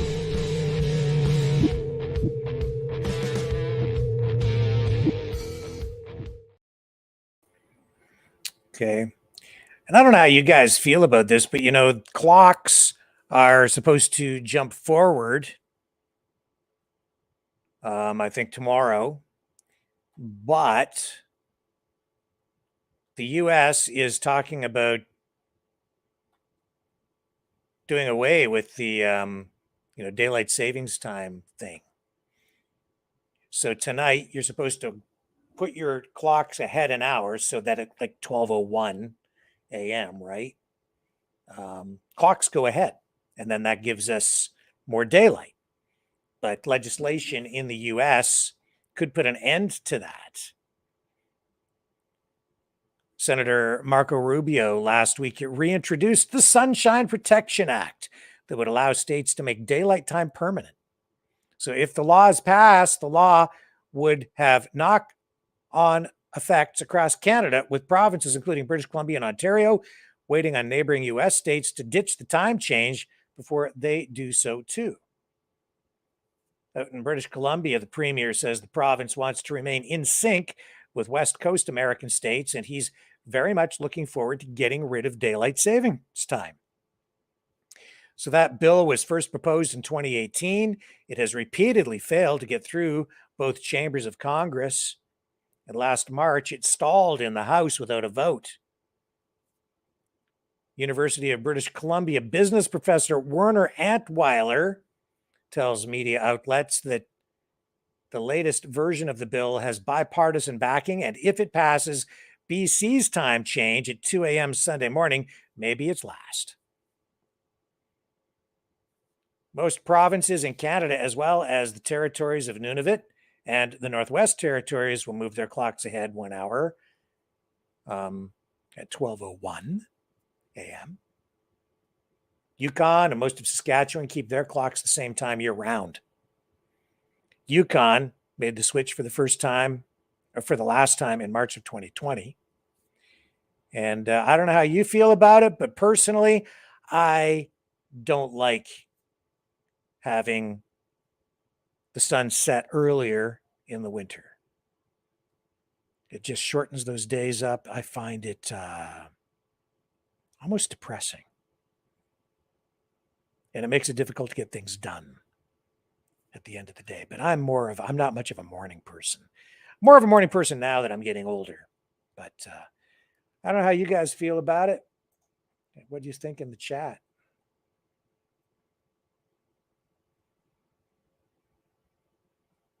Are you in favor of doing away with daylight savings time?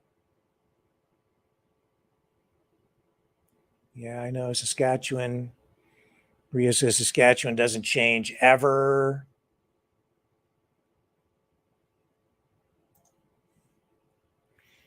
COVID Warrior says, imagine if there was no time zones. That would be interesting, wouldn't it? Then it would be like I don't know how that would work. I'd have to give that some thought. If everybody was just on the same time, right? So then PM wouldn't mean post-meridian anymore, or pre-meridian, after meridian. It wouldn't matter, right? So I don't know. AM, PM. Fred says clocks are overrated. The sun and moon are right up there. D says flat earth. You know, I had Brian on the phone yesterday, Brian Howell, and he said that we should do a show dealing with conspiracy theories. And I was like, well, I don't know if I want to do a show on conspiracy theories because I don't know if I want to feed into it, you know?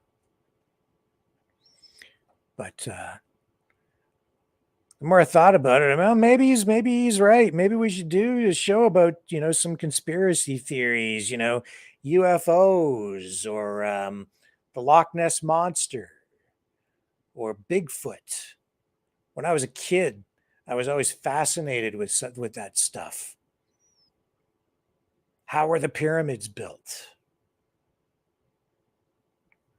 Do a show on some of those sorts of issues.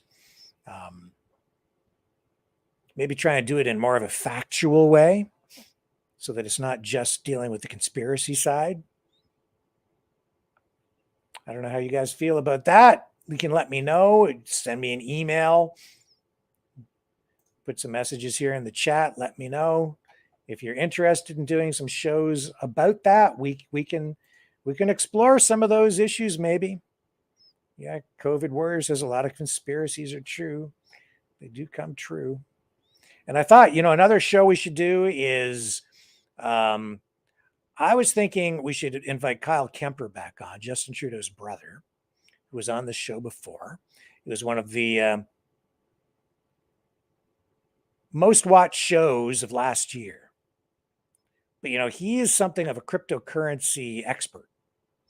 And I thought it would be really interesting maybe to get him back on just to talk about cryptocurrency. Thought that might be a really interesting conversation. I can also tell you that on Monday, we're going to have a lady on who needs a transplant. And we're not allowed, apparently, to tell you what exactly her condition is or what organs she needs. There are some restrictions in that regard because she's going through a legal battle. And the legal battle is related to the vaccine. She's being denied her transplant because she is not vaccinated. And this is a big, big, big issue. And she'll be here Monday. I think everyone will want to tune in for that. I say tune in because I'm so old school. But you're going to want to be here for that. It's an important story, and her case will be precedent setting. And I know that for everyone here, this issue will resonate. It will hit home for everyone within our online family here with the Maverick family. My personal opinion on it is that this is an immoral thing to be doing to people. Her case will be a landmark.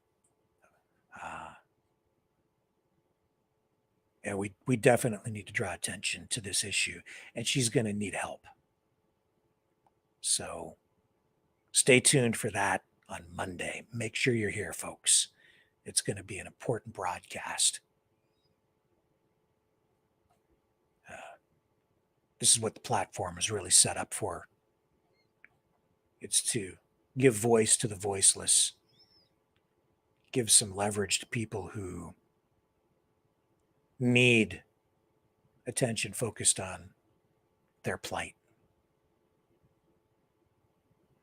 So that'll be Monday. But I don't want to leave you hanging tonight with any kind of negativity. So we have to bring my friend Gary back on because he went for dinner and it was killer.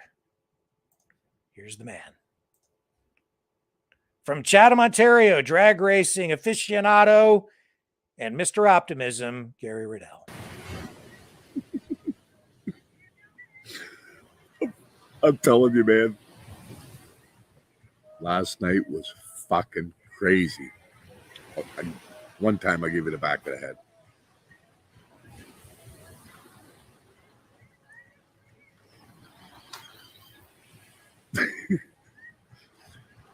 Dinner was unfucking believable. We're talking 14-ounce hunk of prime rib, medium rare. I scoffed it down before I had a chance to take a picture of it. We got a fucking brand new bus. 14 of us on it. Went to Avani's. You seen the gang. Came back here. They pounded the fucking beer and the fucking tequila till they fell out of the fucking chairs. Of course, I'm the babysitter, helping them up off the fucking ground. Oh, what a fucking night. Got one more Chathamite coming today, I think. Fucking unbelievable fucking evening. Unbelievable. So, look at the fucking day we got. Wait a second. Here comes Rhonda and Paul. I'm telling you, right? Yeah, hide. Hide, mister. Yeah. It was a crazy, it was crazy last night. I'm telling you right now. 14 of us on the bus. We only had reservations for 10. They jammed us in. It was crazy, man. So how was it last night? Oh, it was I'm telling you, hunk of prime. I know it's like Canada, eh? I'm already booked for Tuesday. I'm going back. You're a big meat eater, are you? Oh man, that place is just killer. It's killer. I'm so glad you turned me on to it. I didn't turn you on. Well, yeah. I'm just looking at Unbelievable. You look like a fucking, no offense, like a Star Trek. I'm telling you, Star Trek, I'm ready for it. Fucking crazy. Anyway, we got to make a decision for tonight. So, yeah. Morning, Ricky. How are you? Oh, I had to babysit last night. They were falling out of their guys fucking down there for a little bit. Fuck, it was nuts. Star Trek. It's crazy. The whole fucking adventure. All right. Yeah. They're just starting to fucking wake up. I'm telling you.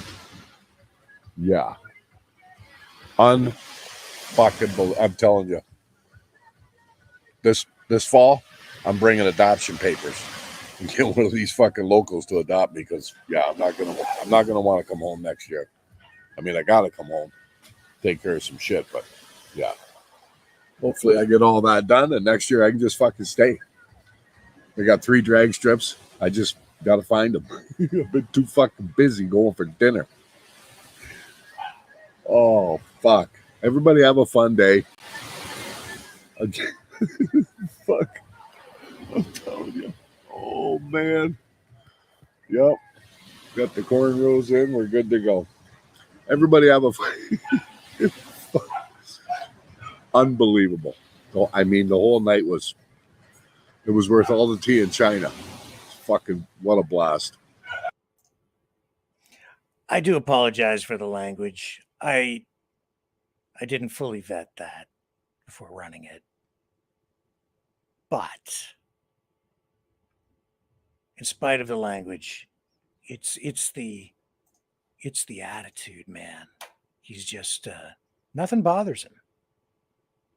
In this crazy, negative world full of wars and conflicts and controversy and all the isms, Gary finds joy in dinner. We could learn a lesson from that. All of us, especially me. You know, you get so immersed in the daily grind, all day, I'm all night, all the time. I'm just absorbing the news. And there's so much negative stuff out there in the world. It's even with the language, it's just refreshing to hear from somebody who just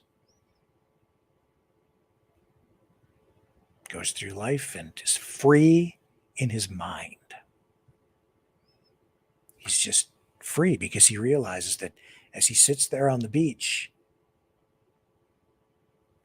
the day is his, and it's his to seize, and he does. Seize the day. Make the most of it. They won't make another one. Once it's gone, it's gone. Once it's gone, it's gone.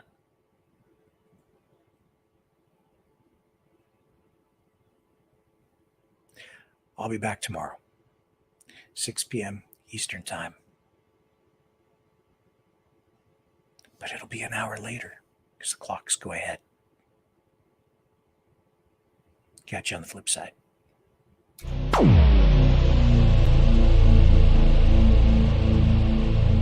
This has been a Maverick Multimedia production.